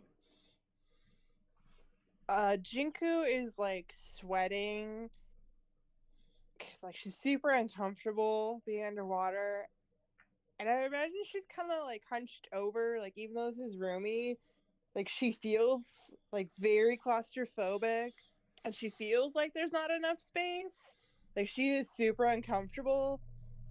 And you ever like gotten on a carnival ride and you want to get off, then they lock you in and it starts and you immediately regret getting on, but it's too late? That's how she feels right now. Yeah, Thyara is kind of just like sitting in the back, clutching her bag, looking obviously uncomfortable. I think Jinku's kind of too like slowly lowering herself to the floor. So Boo and Tordy, you guys are both looking kind of rather excitable at all this, and you two are clearly not. Zord kind of sees this here and says, "Ladies, you look a little uncomfortable down here. I assure you that the craftsmanship on this craft is of the highest caliber. You have nothing to worry about in terms of, springing a leak or things like that." And he kind of gives like a good couple bangs on the wall here to kind of demonstrate the solidity of it. Jinku doesn't say anything. She just like starts inching her trunk towards Zyara's bag and reaching in, searching for her pickles. It's unnatural. This is unnatural. I don't like it. Well, Captain, I am a land animal. Can you not see that? I am a land animal. I don't have fins. I don't have gills. I have a trunk. I'm a Well, land animal. well, neither do I. I mean, goodness. I mean, I guess you could probably make the argument that I'm more of a land animal, since typically we're far under the earth in the Underdark. Although I guess in a way that probably isn't the best of arguments, because we're still kind of under the earth, just in a watery part rather than the soil. But it still kind of stands, I guess. Jinku's just gonna offer a pickle to Zyara. Sarah takes it. She doesn't know what else to do. She just knows food makes her feel better, so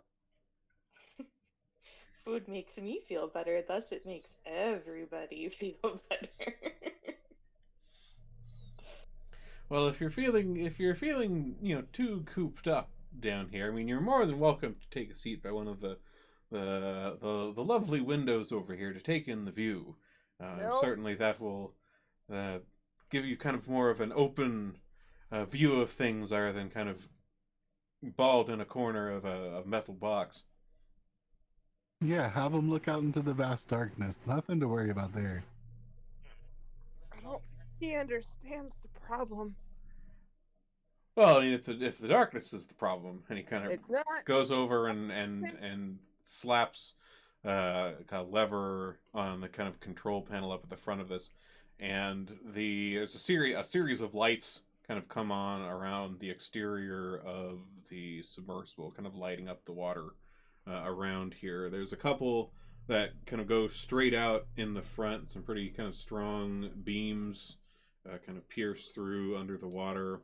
And then there's also kind of these smaller lights that seem to be kind of mounted in around the circular kind of porthole type, well, large porthole type windows here, kind of lighting up the area immediately outside. In this part of the bay, there isn't a whole lot to see under the water. Kind of right up around where all the ships are coming and going and moving around, kind of like over in Mistshore, it's fairly murky.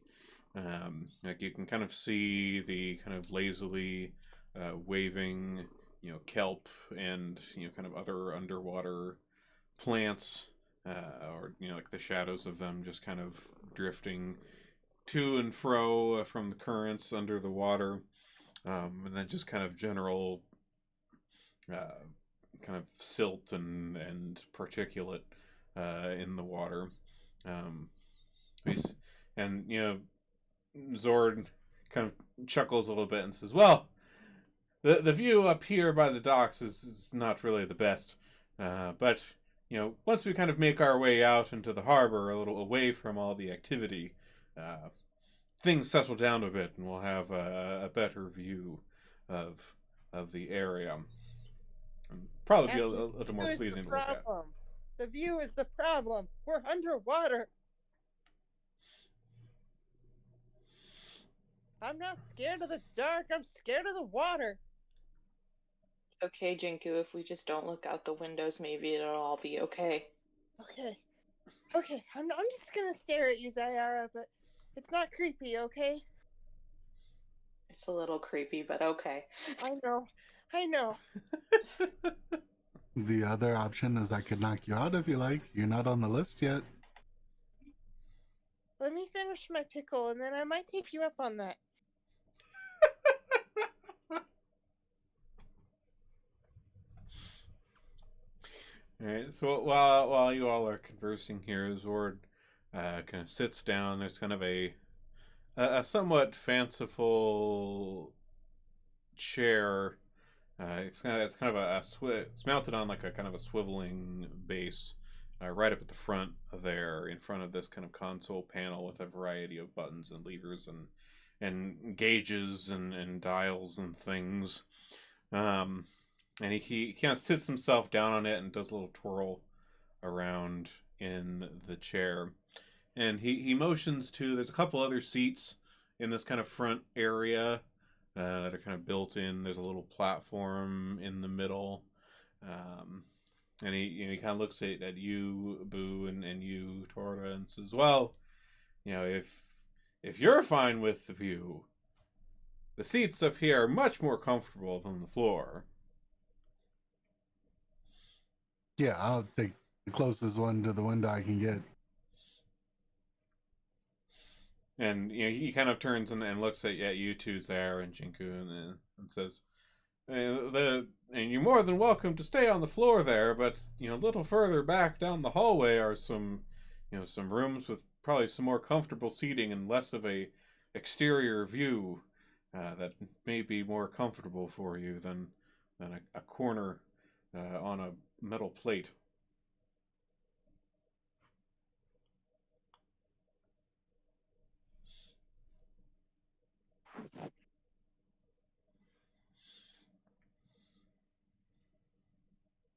Fine here. All right. So he kind of spins back around in his chair and kind of reaches for a lever on kind of the right hand side of the panel here, and he kind of looks over his shoulder and says to you all, "You might want to hold on to something for a moment while we detach."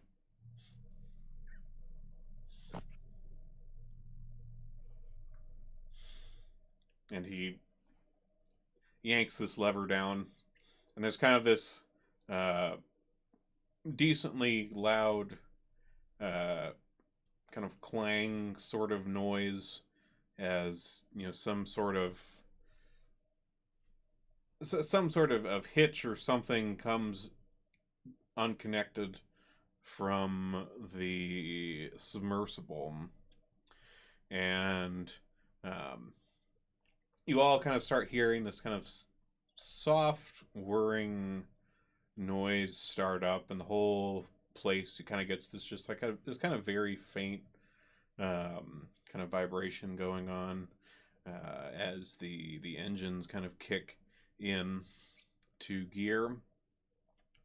And then a moment later, like, you guys are all kind of feeling, as this hitch has come undone, you can kind of feel the submersible kind of slowly kind of dropping away from the underside of the eye catcher and kind of getting a little bit more into free floating water. And Torta and Boo, like, you guys can see from the seats, looking out the side of the big porthole windows, there's these kind of large triangular wings of sorts on this device that kind of extend away from the windows and towards the back. And they're kind of finished in this very vibrant scarlet color, and you see that they begin to kind of slowly, almost kind of undulate in a way. The movement of thing, like, you neither of you have any idea what this creature would be, but just for the sake of description, it kind of moves like a manta ray in terms of how the locomotion of it works. In character, you guys have no idea what that is, but just for your imaginations, that's how it looks. And you guys find yourself kind of moving forward through the water, and the kelp and things that were nearby, they all kind of get blown away a little bit from the motion of the water around you, and some of the silt gets stirred up a little bit more for a moment, but in a matter of minutes, you guys have moved kind of out into a more kind of central location in the harbor, away from far enough away from the shoreline and the floor of the harbor that you aren't really stirring up much dirt or anything anymore. And with the sun in the sky at the moment, it kind of pierces down through the waves, and it's quite a sight, actually. The sunlight is coming down through the water. You get kind of that nice kind of underwater shimmery sunbeam effect going on as it pierces down through from the surface, and looking out over the base, um, the floor of the harbor uh, slopes away pretty rapidly from the shore, and it gets real deep real quick. So like there's maybe it's kind of a very slight angle, kind of up closer to the shore where all the docks and things are, and like once it gets out, a decent, several hundred yards and things away, um, like that slopes down just way down there, and like you almost can't really quite make out the bottom as it kind of fades away into the darkness of the water.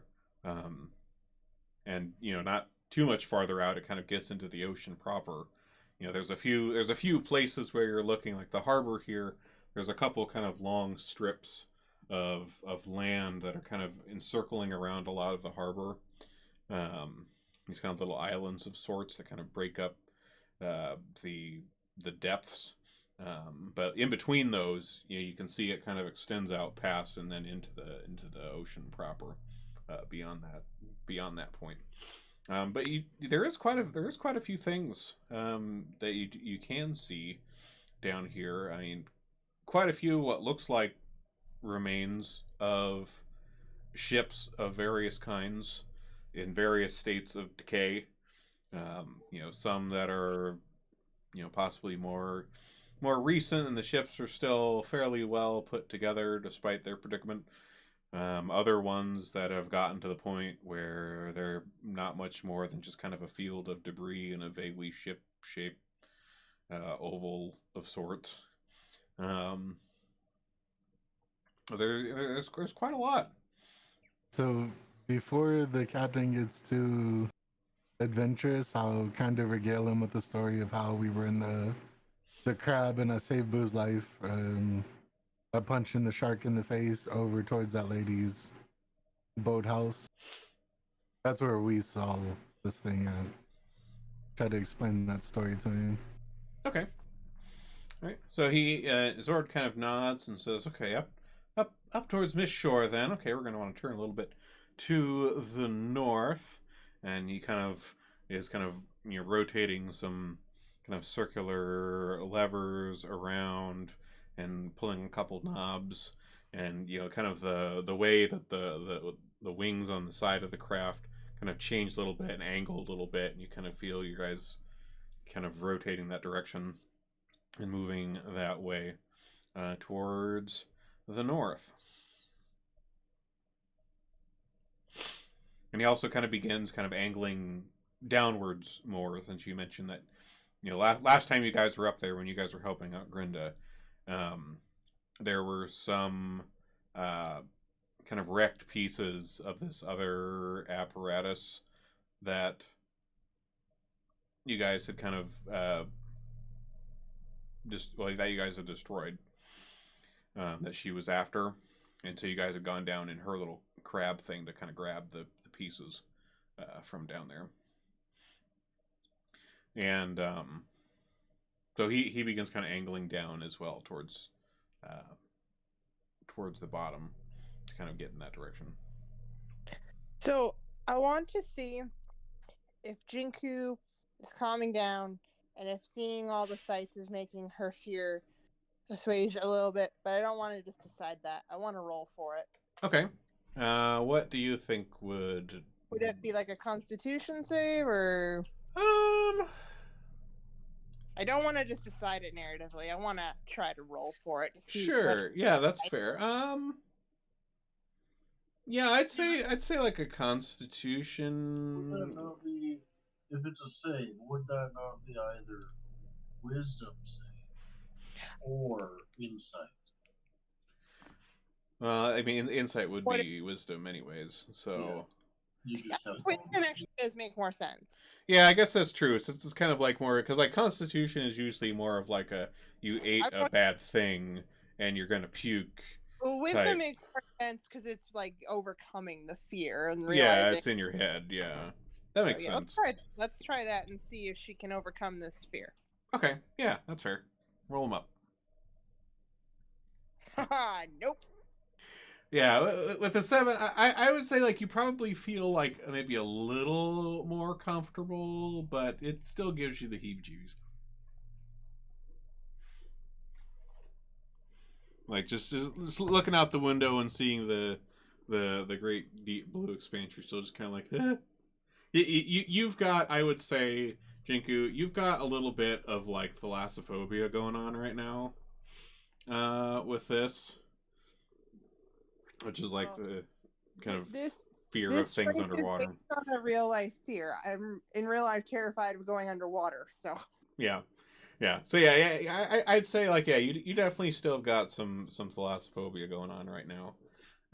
Looking out under and seeing just kind of just this just wide open space, and of course seeing all of these wrecked ships and things and whatnot on the bottom. It doesn't really help a lot with that. Nope. Like it does look cool. But it's also like, oh, well, that's all, full of dead stuff. And, maybe me next. So, So she's gonna stop staring at Zayara and she's gonna focus on the captain's hat.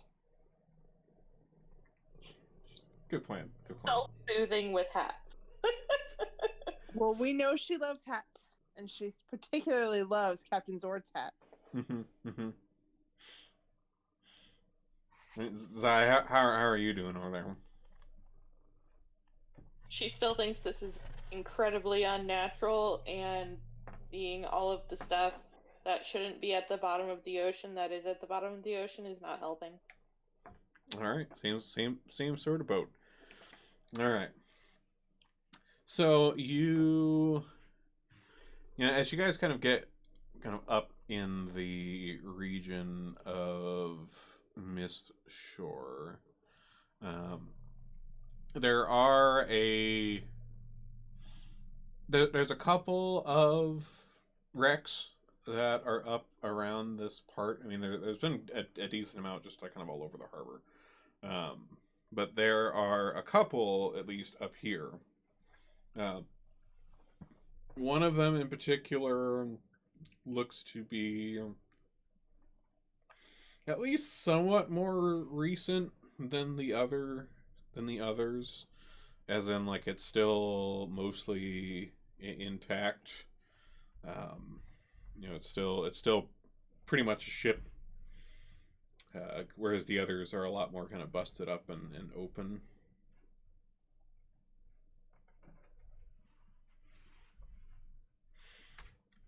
The one that's there is listed pretty hard onto its side, and it looks like there is a pretty significant hole in the bow, which seems to have probably been what led to it being here in the first place. Whether that be from some sort of attack to it, or whether somebody was an idiot and ran it into the docks too hard. Who's to say? But that's what took it down, at least. Pretty decent hole in the bow. Came down to the bottom, listed onto its side here on the harbor floor.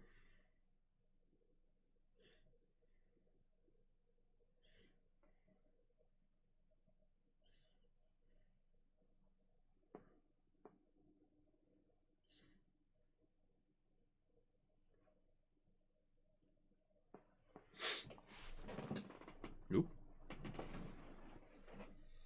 Oh, did we just lose Quick and Jinku? So it looks like. Well, you guys are still in here, so. Oh, nope, there goes Quick. Wonder if His internet probably dropped again. Oh yeah, I've And seen those messages. remote for Right. on his Yeah, computer, so. I've seen those messages in his other games that his internet keeps being stupid. We'll give him a Mm, sec.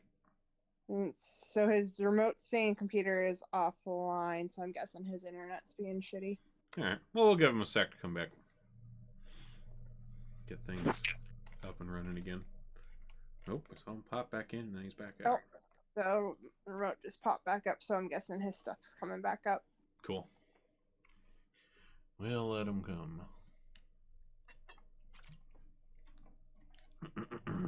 That's very gracious of you, Moog.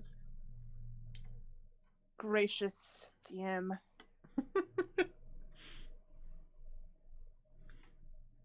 Just know, first chance she gets, Jinku is going to go get a hat like the captain's.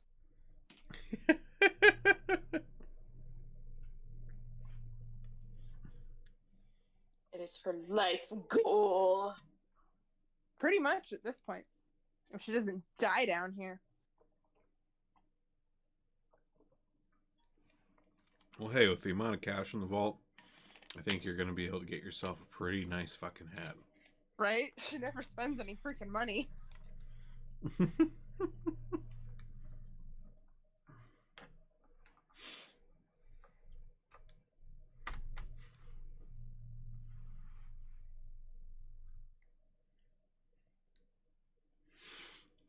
You guys just better hope that Jinko doesn't get like swindled out of a fucking million gold pieces for some mediocre hat.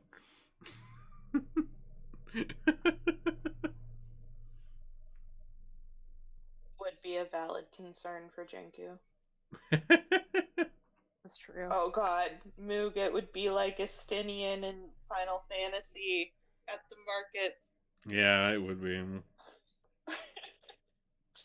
Never let him go shopping alone.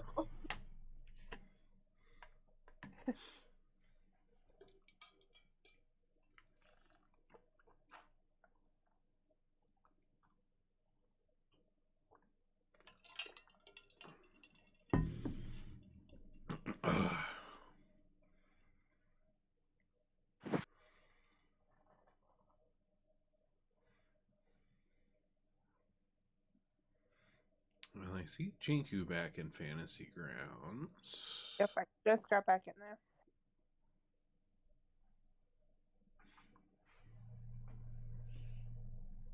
Sorry about that. Oop. There's Boo. Internet kicked out again like before. Yeah, it's just like 10 seconds it drops. It's Oh, that's always annoying when it does stuff like that. All right. So yeah, we're back in here. So yeah, coming up on a decently sized listed over wreck here in the floor of the harbor under the shore.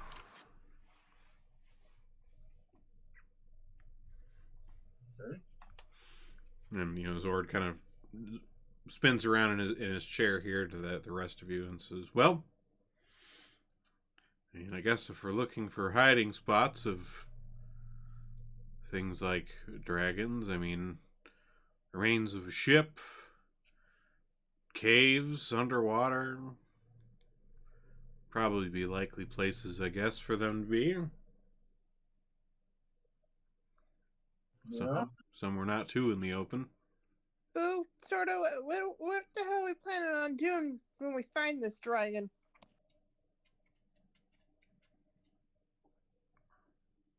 Well, I'm not sure about the steps in between, but in my mind it goes find dragon, probably some steps, but in the end, we will be able to partake in eating dragon's heart.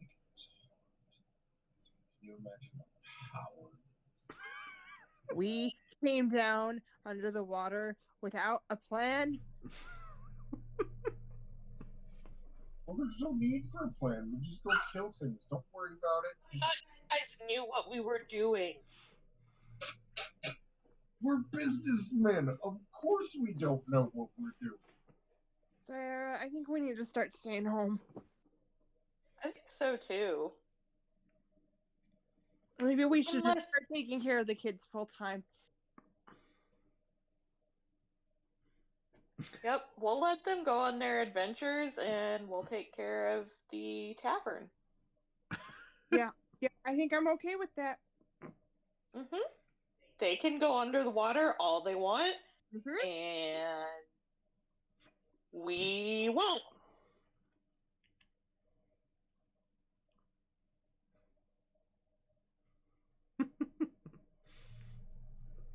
We can learn how to play bridge or something.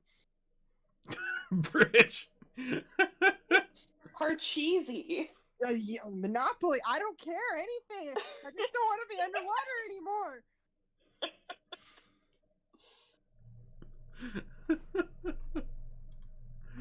Oh man. Right, so Zord kind of pulls up the uh, the Marpanoth up towards this ship here, and I mean, like this is a fairly decently sized submersible, but it is fairly narrow too outside of the wings. But it's not going to be able to really poke around inside too far, but it can probably at least kind of poke the bow in where the windows are and kind of look around a bit. So he kind of pulls up towards the kind of big hole in the bow of this wreck. And like as you guys are kind of pulling up towards this, you can see like from the lights on the front of the Marpanoth that it's kind of glinting a bit off the ocean floor, and you can kind of see what looks like some of whatever was in this ship when it went down. It seems like there's a variety of like coinage that's kind of been just strewn over the ocean floor here from the crash.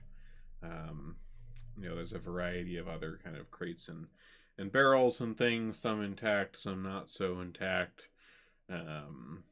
With some with goods that are still there. You see kind of variety of broken kind of houseware type things, like some plates and whatnot.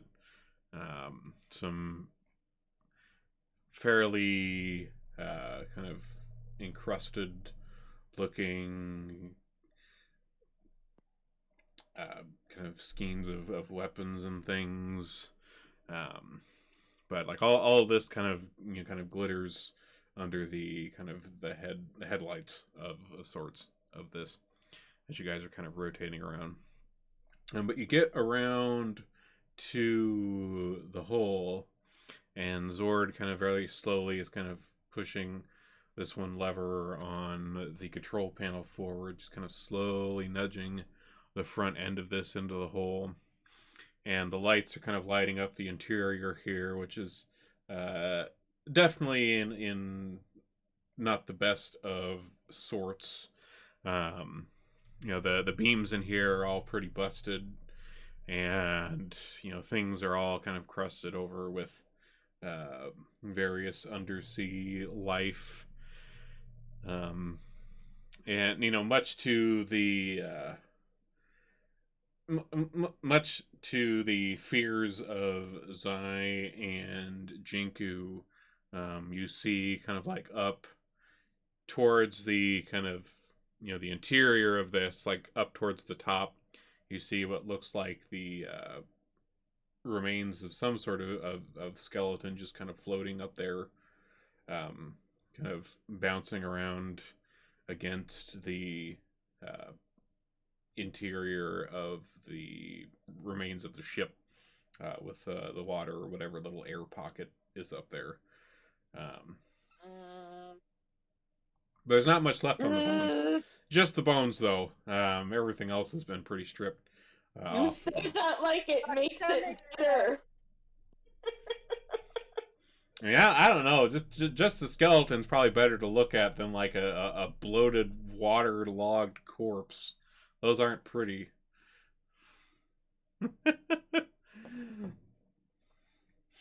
just a skeletal. Yeah, and you're terrified of water. Any dead thing, no matter its state, is still terrifying. Turtle asks Zord if there's like an easy way for him to get in and out of the ship. Oh, Jesus. All right. Turtle So, sees potential Diara with this ship. He's like, let's Wait. make money. Wait. Diara is going to cast Minor Illusion to create a little spectral kitten for Jinku to focus on that isn't a skeleton outside the window. Oh, Zayara, bless your heart. that's great. Good plan. Good plan.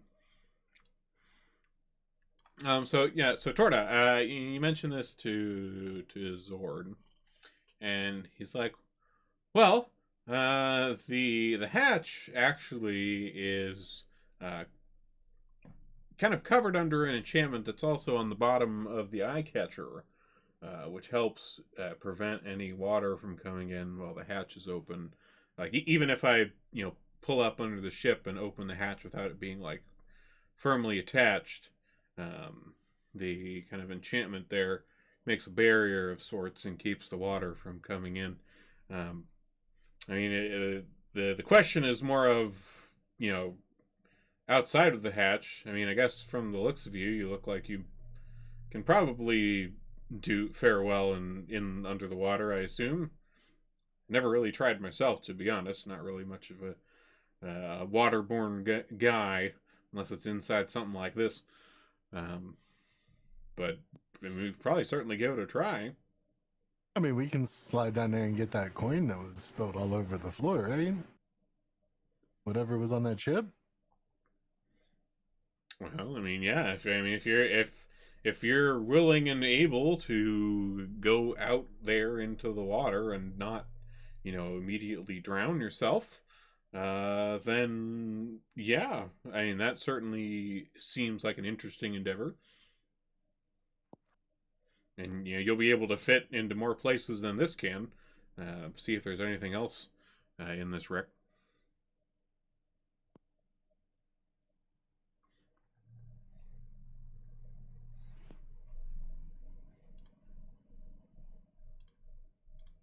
Oh, hello, my raid. Hello. Welcome, Bonnie. Hold on, let me shout you out real quick. Well, before we get back into it, one sec. Oh goodness. Welcome, raid. Wait, did I change that? Oh no, I did change the command back. There we go. Oh, nice. You're doing mist. Cool. Welcome, everyone, and welcome new followers here. Looks like there's been a couple. King, Alan Z. There's another one I bought. It hasn't come up with it yet. But thank you for coming. We're just, we still got a little bit left in our session here tonight. Just kind of finishing up some stuff under the water here. So, but we'll... Welcome to this D&D campaign where we're trying desperately to keep an elephant from having a panic attack in a submarine. It's going great. Yeah, that's pretty accurate. All right. So, Torta, yes, if you want to try to go outside the submarine and either scrounge for coins or poke around and see if you can find any clues or anything of sorts as to the creature you guys are looking for, you certainly can. Zor's willing to give it a try. He kind of stands up from the control panel here of the submersible and kind of heads over to where the hatch is in the ceiling and kind of reaches up to go for it if you are so inclined. Yeah, Torta is amphibious, so he has no problem jumping out of the submarine. All right. So Zord reaches up and starts turning the circular kind of valve on the hatch here to open it up. Zai and Jinku, I'm sure you guys are having a great time right about now. Are you guys doing anything in response to that? Have you updated your will? I have my own will. We already know he's leaving everything to Boo. It's fine. Do you have your charts with you? No, tarts wouldn't do good underwater. Yeah, probably not. Damn, I was hoping I could have one. I have the bag of flies that I put on my tarts if you want some of those. I don't eat flies. I'm an elephant.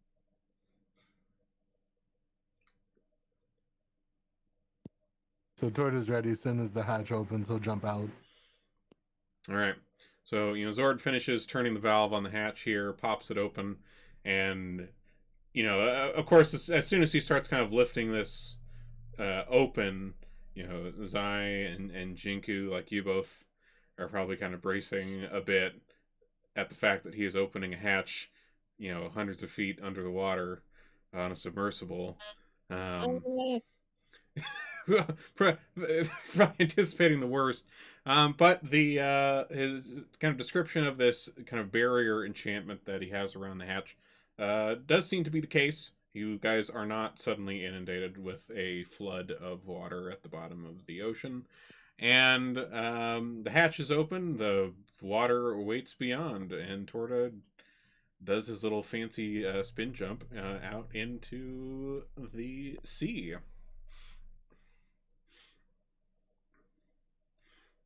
So from the outside of the Marpanoth, Torta, like you get kind of a better look of how it looks from out here because all you guys have seen has just been in the middle. You're right above it, and so you pretty much are seeing the view of the kind of the map we got on the screen here. You get more of the shape of it. It overall is kind of shaped like a manta ray of sorts. Again, in character, you don't really know what that is, but that's what it looks like. And kind of swimming around the whole thing here. It's kind of this the central piece of it, where all of the interior and the rooms and stuff are at, is again kind of almost as long as the eye catcher was as a ship, and it's kind of this long bullet shape down the middle with like kind of a couple little waves in it where the wings attach to the sides. And on the back, there are a couple of little smaller set of wings as well, and you can kind of feel it's currently kind of turned down a bit since he's parked the Marpanoth here under this hole in this wreck. But there's kind of like a little faint current coming out of these holes on the back of the Marpanoth here, and there's some sort of engine inside of this. There's like a faint blue glow you see inside those holes, and you aren't really sure how much that works. That's magic, and we all know your feelings about how that stuff works. So, some sort of wizard bullshit runs this submersible, as far as you can tell. But so are you kind of heading right for the various strewn coins and things on the shore? Are you heading kind of further into this wreck, poke around? What are you doing, Torta? We'll scoop up what coins we can see real quickly and go into the ship. All right. So you kind of swim around a little bit right here beneath the opening. Manage to gather up a fair bit of coins, kind of stuffing them into your various pockets and things that you've got on you. And I'd say you probably get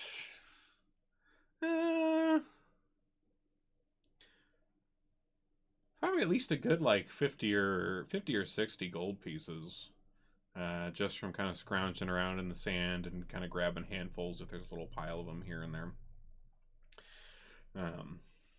But after you get a few handfuls of these, and you kind of swim back up over the top of the Marpanoth and into the kind of bowels of this wreck,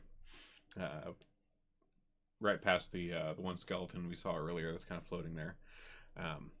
But inside, past the Marpanoth, this hole where it's at, it looks like there was some sort of like larger, maybe like common area towards the bow of this, where the hole was at, like maybe some kind of mess hall or something of that sort, which is where you guys are poking into. And there seem to be they're a little bit collapsed in a few places from the impact of this on the seafloor. But there's a few halls that kind of extend back a little ways, and then of course there is a remains of a staircase of sorts that looks to be, if you like went up it, you would kind of pop out on the deck, as it were, which is sideways on the seafloor. But you would be kind of above deck on the other side of the ship if you went up that way.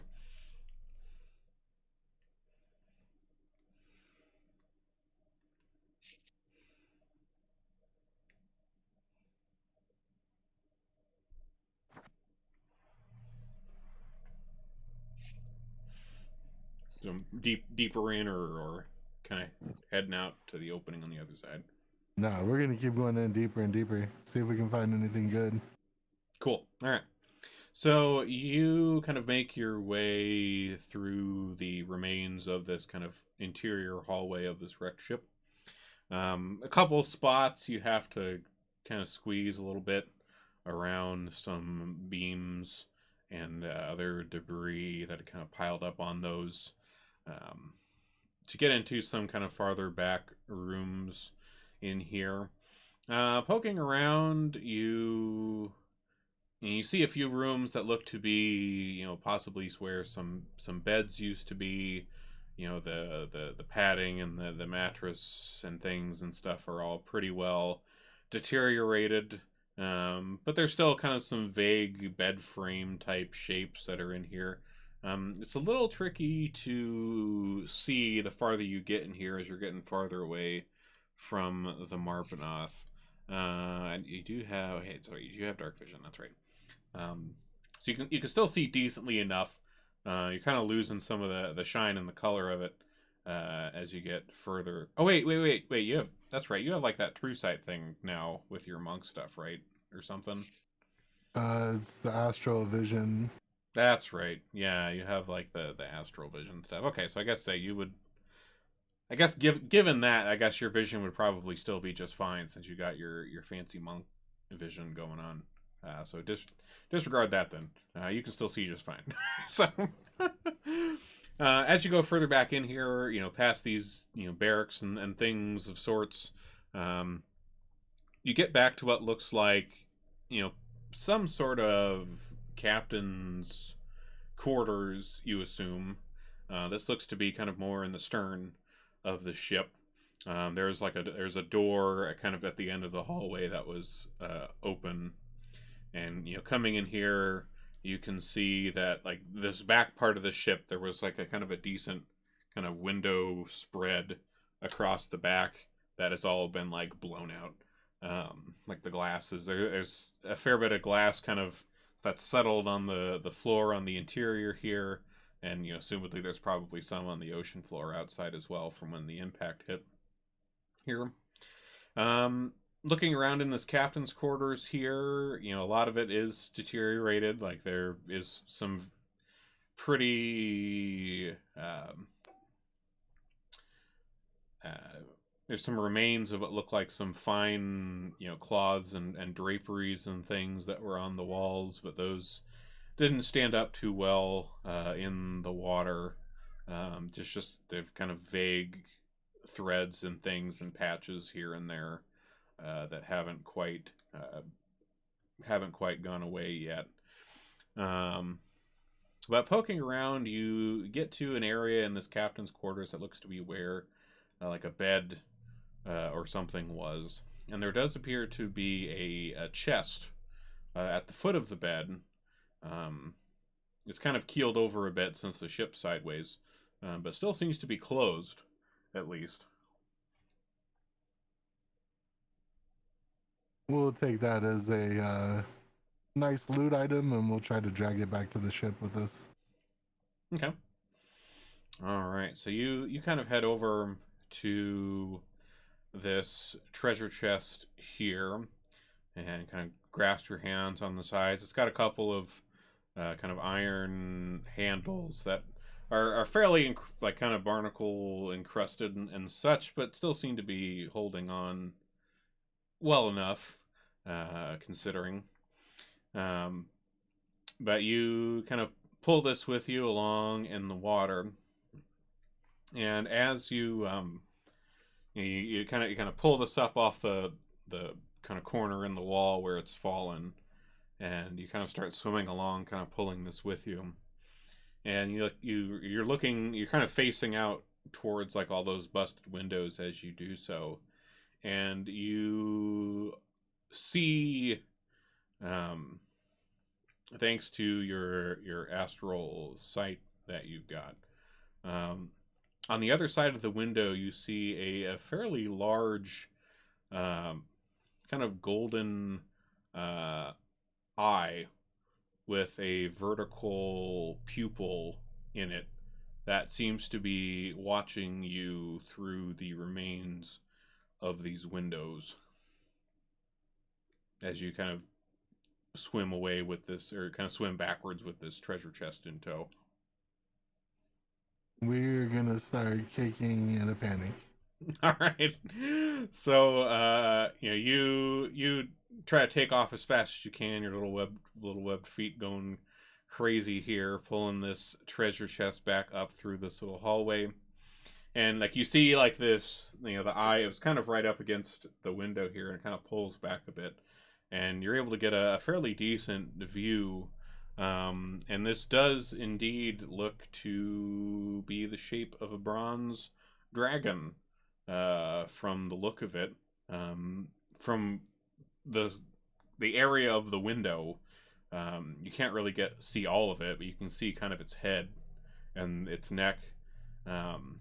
It seems like it was maybe looking around the ship for treasures itself, and well, you seem to have gotten one and gotten a bit of its interest. So you're kind of heading back up into the hallways and away from this. A little bit too small of an area for it to fit into. Give me a strength check as you're kind of kicking along with this chest here.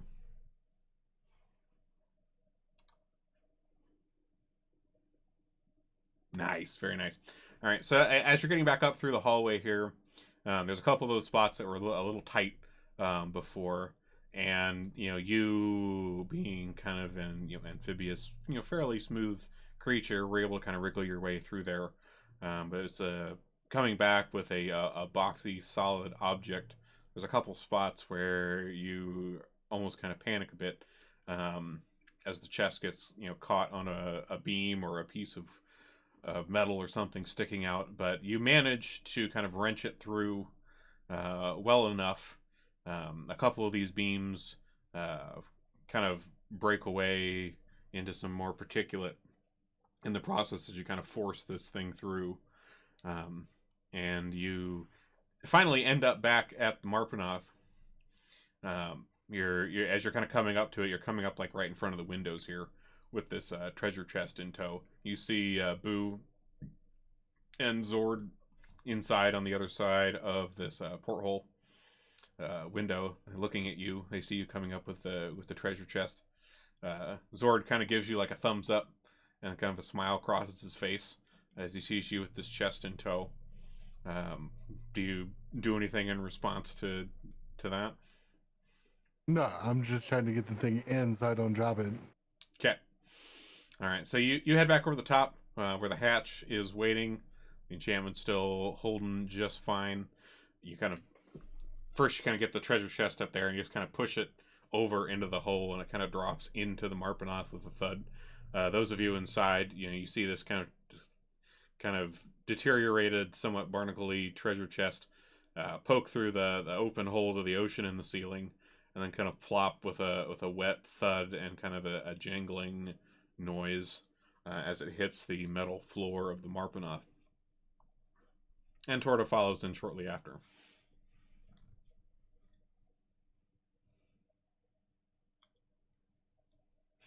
And Zord kind of sees you as you coming in. He walks over and kind of reaches up and grabs the kind of circular handle on the hatch and yanks that closed and begins kind of spinning it around the other way and says, "Well, looks like you came across something there."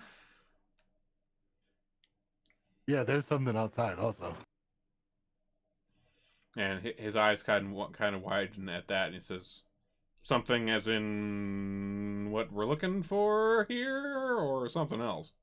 Yeah, I think it's what we're looking for. He's never seen a dragon, so he doesn't really know. It just had really big eyes and it was watching me. Well, that certainly seems like that might be the ticket. Let's see if we can get ourselves into less of a precarious placement than halfway stuck into the side of a ship. Um, and he kind of runs over to the control panel and kind of hurriedly sits his butt down in the seat there and begins pulling like the kind of throttle backwards quickly to kind of reverse out of this hole.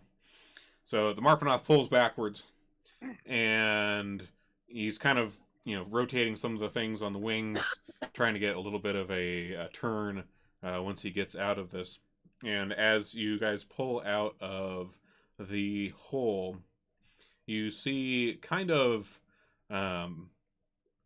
it almost is like sitting on like the other side of like where the deck is, so, like the ship's on its side, and you guys were like kind of in the bottom front of the bow, and so on the other side where the deck would be, this large the lights on the ship kind of catch across this, the shimmering scales of this bronze dragon that is kind of perched on the deck, and it's like it's got its front legs kind of up over the top, kind of on the side of the ship in the direction of where the Marpanoth's pulling back out, and it's kind of looking in your direction with this kind of quizzical look in its eyes.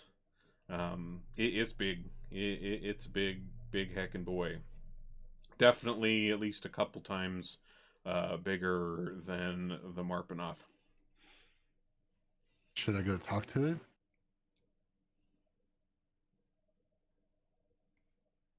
Yeah.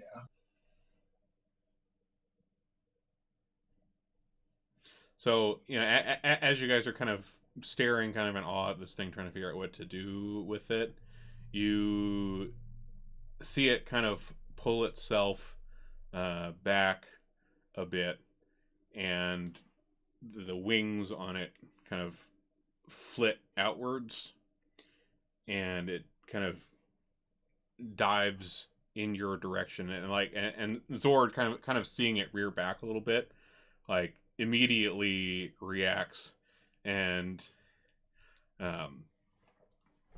you see him like slam a couple of levers, and the whole thing just kind of zips backwards rapidly. Boo and like Torta, if you guys were kind of standing up looking outside of the window, both of you are kind of thrown towards the front against the glass. Zai and Jinku, like I think you guys are still on like the floor on the corner, right? Yep. Okay. I mean, you guys kind of slide a bit on the floor, but there's enough friction just from you guys being kind of splayed out there, trying to ignore everything that's happening. Um, it's quite a lurch as he tries to kind of rapidly reverse away from this bronze dragon that seems to have taken an interest in y'all. And he, after he reverses away, you all kind of can almost feel this like rush of water as this like bronze dragon like passes underneath the Marpanoth. Like you guys reverse, it goes forwards, and just underneath you can see the kind of the shimmering back of this thing, just kind of on the bottom edges of those porthole windows on the front as it passes by underneath. And like the whole submersible, kind of like rocks a little bit just from the current of this thing passing under it. And Zord is kind of going crazy here at the controls, flipping knobs and turning things to try to get as much rapid motion as he can out of this. And he kind of turns around to you and says, "You're definitely going to want to hold on to something," and smashes the throttle lever forward, and you guys begin kind of careening out across the bay, kind of further into the water, away from the shore. Sayara is desperately clinging to Jingu at this point. Understandable. All right. So, and you guys, you guys head out into this harbor. Things are zipping past the windows here. You guys are going like full speed out here. And you guys can kind of see it. It's not quite the ideal direction for the windows on this thing, but if you look out these bubble-shaped windows and kind of crane your head towards the back half of the arc, you can kind of see somewhat backwards behind you, and it is definitely following you guys.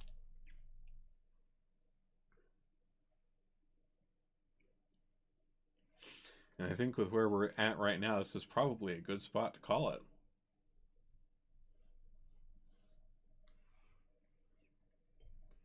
With a dragon on your butts. Sayara and Jenku are probably rethinking all of their life decisions that have led them here. Well, to be fair, a lot of my life decisions that led me here, I no longer remember. Because remember, I gave up my memories of my family, so... Fair. I only have to rethink about half my life decisions. All of the life decisions that have involved knowing Boo and Torta. Oh, yeah, those are probably the ones that I should be rethinking anyways. Right. All right. Well, cool. So we'll call that there, and we'll pick up next time with underwater dragon chase, I guess. Nice. And to those of you here on the stream, thank you for coming. I appreciate the raid, Bonnie. If you're still around, and those of you stuck around, good to see you. Usually every other Friday as the D&D game that I run here with friends of mine.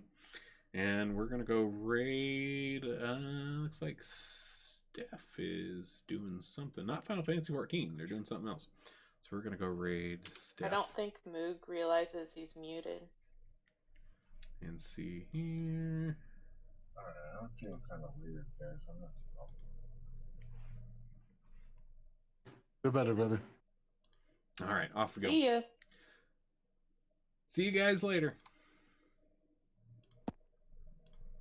Moog, you're muted. I'm aware. It's because I was sending the stream somewhere else. Oh.